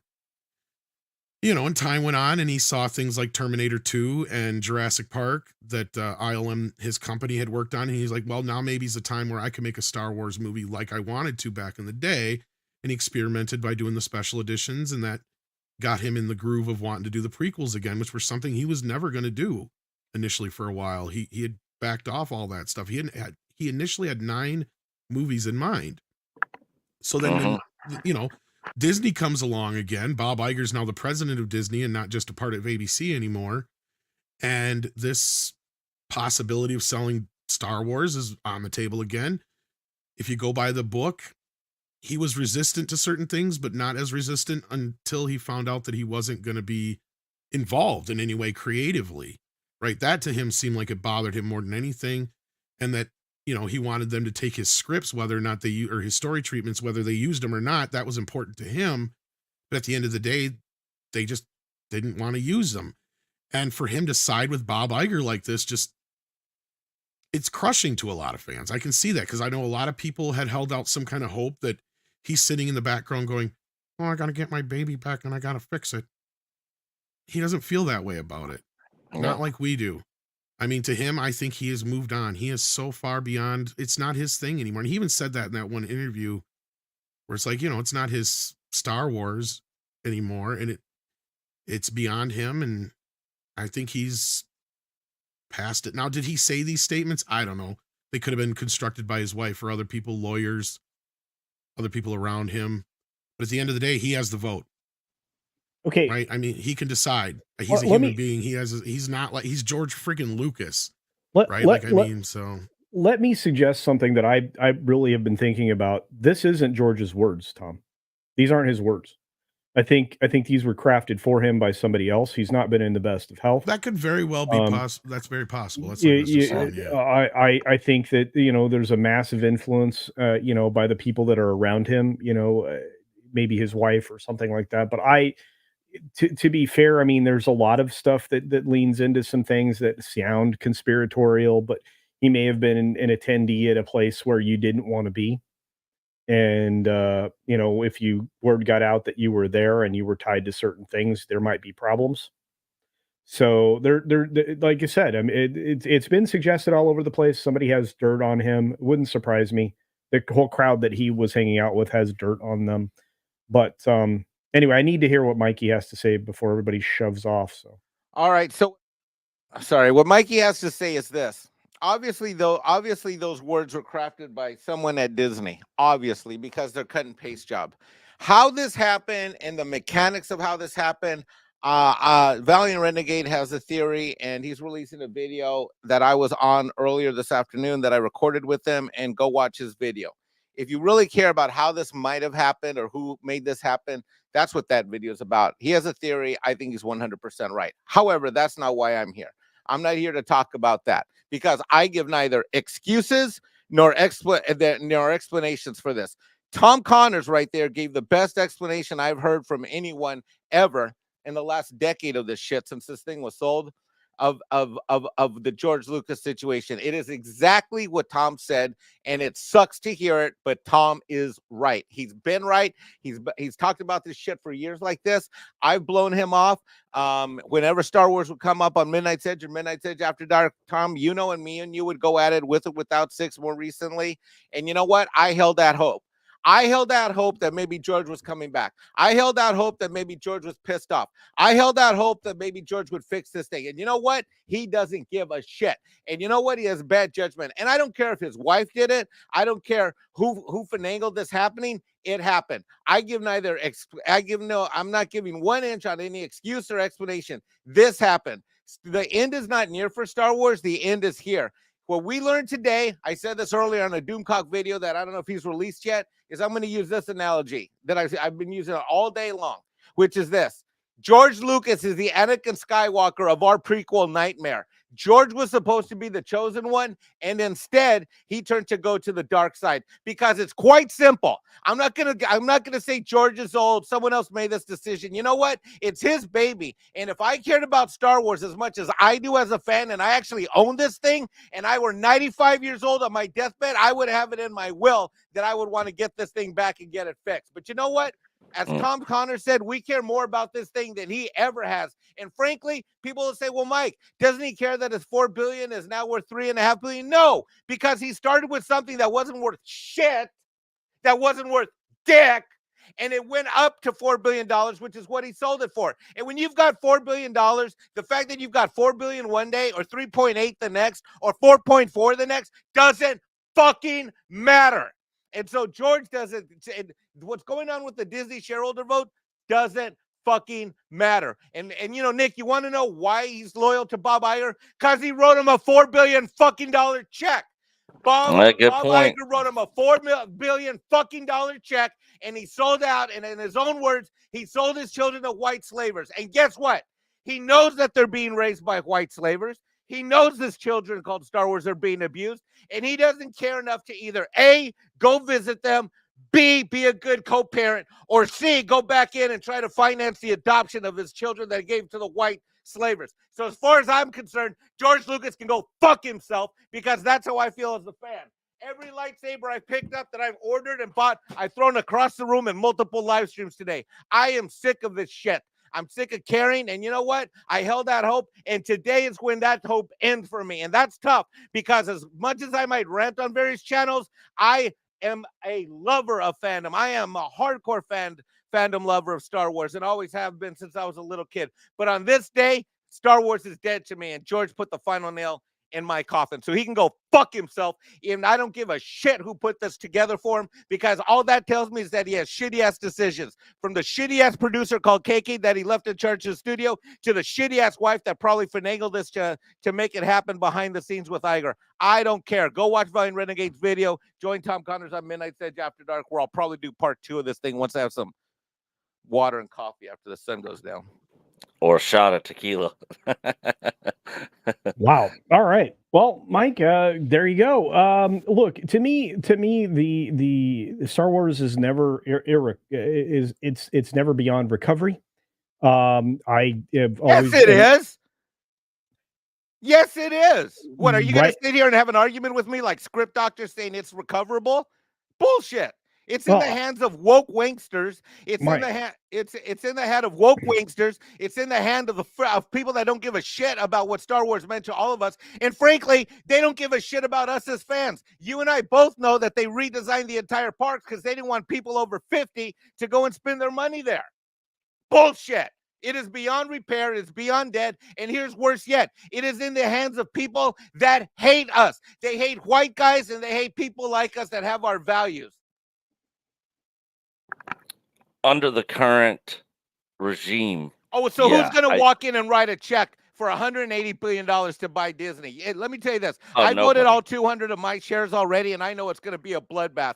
And this whole theory about like, oh, it's really close, and that's why Pelt is doing this. Bullshit. It's going to be a bloodbath. It is going to be an absolute slaughter against me, Peltz, and all of us that voted this way. And the reason why is because Bob doesn't even want one person on this board because he's got something to hide. It's going to be an absolute bloodbath. Now, I think Peltz will come back around for a second swing at the bat, at the plate. I think he might get pissed off and do a shareholder lawsuit, but that day is not today. And the worst thing that could have happened is the news that we got. All wind is out of the sails. How do you expect the average person that owns 5, 10, 15, 20 shares of stock? That's not me. And that's not any of the 1,000 people watching Nate's show right now. What do you think the average person who owns Disney stock and is a Star Wars fan going to think when they hear that George Lucas is for Bob Iger and his board? What do you think? You think they're going to be as smart as you, Culture? No. You think they're going to be as smart as Nate? Never. You think they're going to be as smart as Nick or me or Tom or anybody else in this fandom that cares about Star Wars? No, because they are normies. And when they hear George Lucas is in favor of Bob Iger and his board, guess what? Battle all but over. Wow. Well, Thanks for inviting me on the show. But no, you know, thank- when you invite warning, when you invite Mexican Iron Man on the show, because I'm not a YouTuber, you Right. don't know what you're gonna get. Hey, life is a box of chocolates, and I just got like raisins in mine, but it's fine. I'm just kidding you, Mikey. I loved it. Great rant. But we'll go on to say this. Lucasfilm's been telling a lot of fibs. It was a subject we were going to cover, but we're not going to get to it. What we are going to cover is some super chats and a membership that was gifted during this conversation. Samuel Main gifted 1 Mr. H membership. Thank you very much for that. We appreciate it. You are amazing. Congratulations to the lucky winner. We've got Olaf Von S for €2. There you go. George has lost it, or KKHL got dirt on George. It's possible. A lot of people would like to suggest that. Again, I alluded to a number of things that could be conspiring against this situation. It is quite contrary to what George said about Disney, basically his Star Wars project or property being owned by white slavers. I believe somebody has a clip of that video out there as well. I don't know. What do you think there, Nick? I mean, could they have dirt on George? Maybe, but I'm after hearing Mike's rant, I can totally see him being loyal to Bob because he is the one that wrote him that check, and he did help him out with the Young Indiana Jones Chronicles back in the day, and he just has some weird loyalty to him because of those reasons, and probably who knows how many others. But yeah, it just seems to be one bad decision by George Lucas after another ever since he divorced Marshall Lucas. It seems like he made poor choices with the prequels trilogy. He made poor choices with putting KK in charge, selling to Disney in the first place. I mean, it's one bad decision after another, and I think Tom and Mikey hit it on the head there. Oh, there you go. Yeah, and again, my thoughts I've already been expressed, so we're gonna grab the next super chat. Thank you for that, Olaf. We've got one from Unfinished Sentence, which is one of my favorites, for $5. Says, you see how Fayed Alvarez is potentially teasing a trailer for Alien Romulus is dropping tomorrow? I did not see that. I did not either. Mike, are you interested in Alien Romulus? Have you heard about this? I love I am the worst person to ask because I pretty much love every Alien and every Predator movie. Period. There's not even the bad, even the bad ones. I still find something I like. I know. I know. Shoot me. I'm a big fan of the franchise as well. Yeah, even though I didn't find the movies particularly all that great, but I like the franchise. H is in the live chat. Oh boy. Well, Alien. I thought he was at a concert. He is. He probably just listened to you rant for like 27 years. Hold on, I'm getting a message. Your membership is canceled and you are now blocked from this channel. What? No. Oh wow. Okay. Well, look, we've been talking about this film for quite some time. If a trailer drops tomorrow, I will be talking about that trailer on my channel, and I promise you, Nate is going to be talking about that here on his channel as well. We've got so much going on there. I really appreciate it. We've got to say thanks to you, Unfinished Sentence, and I'm going to watch this trailer. I don't know, Nick, you didn't say much. You got anything to say about that? Oh yeah, I mean, I'm definitely interested in checking it out. From what I've been hearing about it, I'm kind of don't like the premise that they're bringing in with everything, but I don't know. I'll see the trailer. I'll definitely check it out. Even if I don't like what I'm hearing about it, I'm still gonna watch it because I'm just a fan of the franchise. Oh, there you go. There you go. I'm gonna see it anyway, and I'm looking forward to it. So that makes me weird though. Moving on though, shuffling right to our good friends in Australia, like Hemorrhoid Hurts for an Australian $2.99. Thank you, my friend. Says, we love a Mexican Iron Man rant. You speak for all. Indeed. Thank you, Mikey. You are the best. Thanks, Hurts. And of course, thank you again, Mexican Iron Man, because guess what? Gifted 5, Mr. H Reviews. Congratulations, Mikey. Man. Oh, wait. Yeah, I'm not congratulating. I'm congratulating all the people who just got memberships. You lunatic. That's right. Membership has its privileges. I encourage everybody that got a free one to take advantage of membership from Mr. H and convert into becoming a regular member as well. Yeah, that would be wonderful. Indeed. We need that level of support here on the channel because, hey, we get demonetized because sometimes people yell and shout bad words. Thank you, Running with Scissors. We've got Dragonborn, 35 Darren. What's up? 37 months, my friend. Thank you for being a member of the channel for so very long. We appreciate it. The comment here is, man, you've got to love Mikey, a.k.a. Mexican Iron Man, and his awesome passion. You would follow him anywhere. He is a leader among men, aren't you, Mike? Yes. Thanks, Dragonborn. That's right. And thank you. I'm just a passionate fan of, and you know what?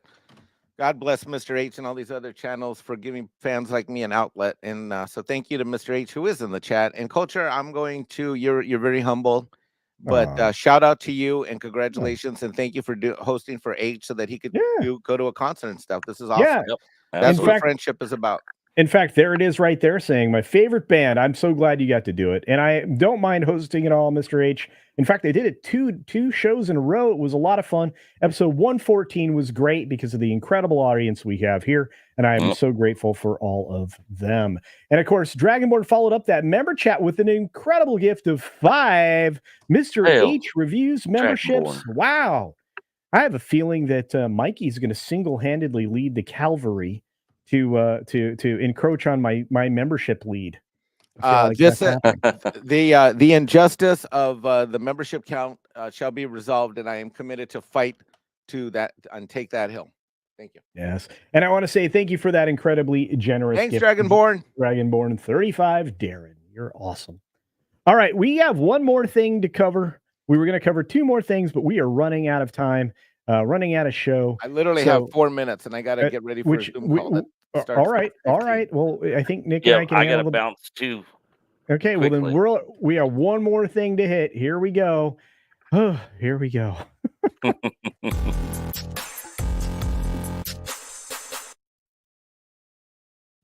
So, for those of you who saw the film, like me, unfortunately, the American Society for Magical Negroes, No. nobody could figure out quite who this film was for, and it certainly didn't hit the demographics that it was aiming for. I'm not sure, Nick. You said you didn't see this, right? I don't think Mike saw it either. Did you see it, Mike? I did not. All right. Well, the American Society of Magical Negroes came out and absolutely bombed at the box office. I did a video on this. It's on the channel right now. You can go and check it out. But it also, as far as critical numbers, it didn't do very well. When you tap this button and you tap top critics and you tap all audience, the critics didn't like it. 17% of top critics, not great. 27% of all audience, also not great. And if you look at IMDb, if you look at Metacritic, if you look at any of these, it's going to tell the same story. But then you look at the numbers, and financially, through yesterday's box office, actually, I think today's box office, it's only made $1.4 million. What did I say last Thursday, Culture? This won't even hit 5 million. And you were 100% right. And it's actually even worse than that because they didn't get the audience that they were supposedly counting on. No. That's right. According to this right here from Deadline, this film grossed 1.25 million in 1,147 theaters in North America, with Friday at 520,000. What they're not telling you is that number includes Thursday as well. Saturday, it made 470,000, which I believe, and Sunday it made 260,000. The audience skewed not that much, 50% male, 75% were 25 and older, and 52% African American, with 31% Caucasian, 10% Hispanic, and 4% Asian. They did not pull a ton of audience. 52% African American. Those are interesting demographics for this film, to be sure. I don't understand. I thought everybody's racist. Why did half the people go not be black? It's a good question. You would have thought that this would be overwhelmingly African American here in the United States, because this is only addressing the U.S. audience. It's not tracking well, and they're going to continue to do this, says Focus. Focus is a film division out of Comcast, just FYI, Focus Features. And they're going to continue to, they're committed to supporting and discovering new diverse voices with a unique point of view. Interestingly enough, I have heard that this film was on the shelf for 2 years. Yeah. Would not surprise me at all. No, it has So, been. answer this question very quickly. Who is this for? I think it's for people like you to realize you're racist. Okay. Yeah. Yeah, I think that's pretty much who it was for. It was like a teaching seminar. It's very, very strange. It's very, very strange. And I will tell you that this film is going to absolutely fail. It flopped spectacularly. There's no upside for this film. It's not going to gain screens in the future. It is being shown in the smallest possible shoebox theaters in any megaplex, and it doesn't have an audience. It didn't before, and it won't going forward. Do you guys have any final thoughts on this? Because I don't believe we'll ever speak about the American Society of Magical Negroes again. No, I just think it's hilarious. It's a crowning achievement of try to be woke and try to go broke. Good job. They win the award for cinema and theaters of a release that is uber woke and not broke. And let's face facts. These liberal progressive wild ideas, they're not funny. No one's funny. They're always pissed off and they're angry. They're the most unhappy people in the world for supposedly being liberal and progressive and all of these things about to make the world a better place. I've never met more bitter, angry, uptight people than I have when I go to like places like California and other places where these leftist liberal weirdos reside, because they're always waiting for this thing to get triggered by, and they're so busy about being righteous and pompous about it. and being a do-gooder that they're always on edge. There's nothing funny about them. There's no humility about them, and there's certainly no hilarity about any of them, including this movie. Yeah, well, they didn't know how to write a joke. There were 3 points at which I thought were amusing, and only one of which I laughed out loud. So it was not a good film, and it wasn't satirical in any way. And on that note, we are Yep. going to wrap things up, and I want these gentlemen to have a chance to promote things, and I want everybody to be able to check out something I can't automatically redirect you to, which is Tom's show, which comes up right after this. So, Nick, what do you have to promote this week, my friend? What you got? Thursday nights, Echo Base stream at 7 Central, and then you can catch me and Mikey along with John F. Trent and Stone Loki for EBN Cast Friday afternoons from 2 to 3 Central Time. That's right. And I had the great pleasure of joining you again Yeah, for that one. So that was fun yep, last this week. past Thanks for Friday. having me. Yep. All right. Thank you. And do check out Echo Base Network. Amazing. I love those boys over there. And speaking of people I love, the man who came in and guested and then lost his mind, my good buddy, Mexican Iron Man, Mike. How are you doing? What do you got? What are you going to promote, Mike? I'm interested. I'm going to promote not being a YouTuber, but thanking you and Mr. H for having me on today. And make sure you become a member, because we don't want Culture to keep all the memberships to himself. Culture keeps all these memberships in his pocket, like judges and politicians, Oh. like change in his pockets. And at some point, Culture must share these memberships. I share. I share. But do absolutely, if you're interested, check out Mr. H's memberships. They do help out a lot because of the chronic demonetization. In fact, Mr. H got demonetized today for his coverage of the Acolyte trailer in a video he released earlier. So do check that out, folks, and do check out my channel, Culture Casino, here on YouTube, Rumble, Odyssey, Mindsgetter, Twitter, and everywhere else in between. I will be dropping another video tomorrow on, something fun, I imagine. On that note, on behalf of everybody at the HCast, and particularly Mr. H, who will be right back here on Thursday, be well, everybody.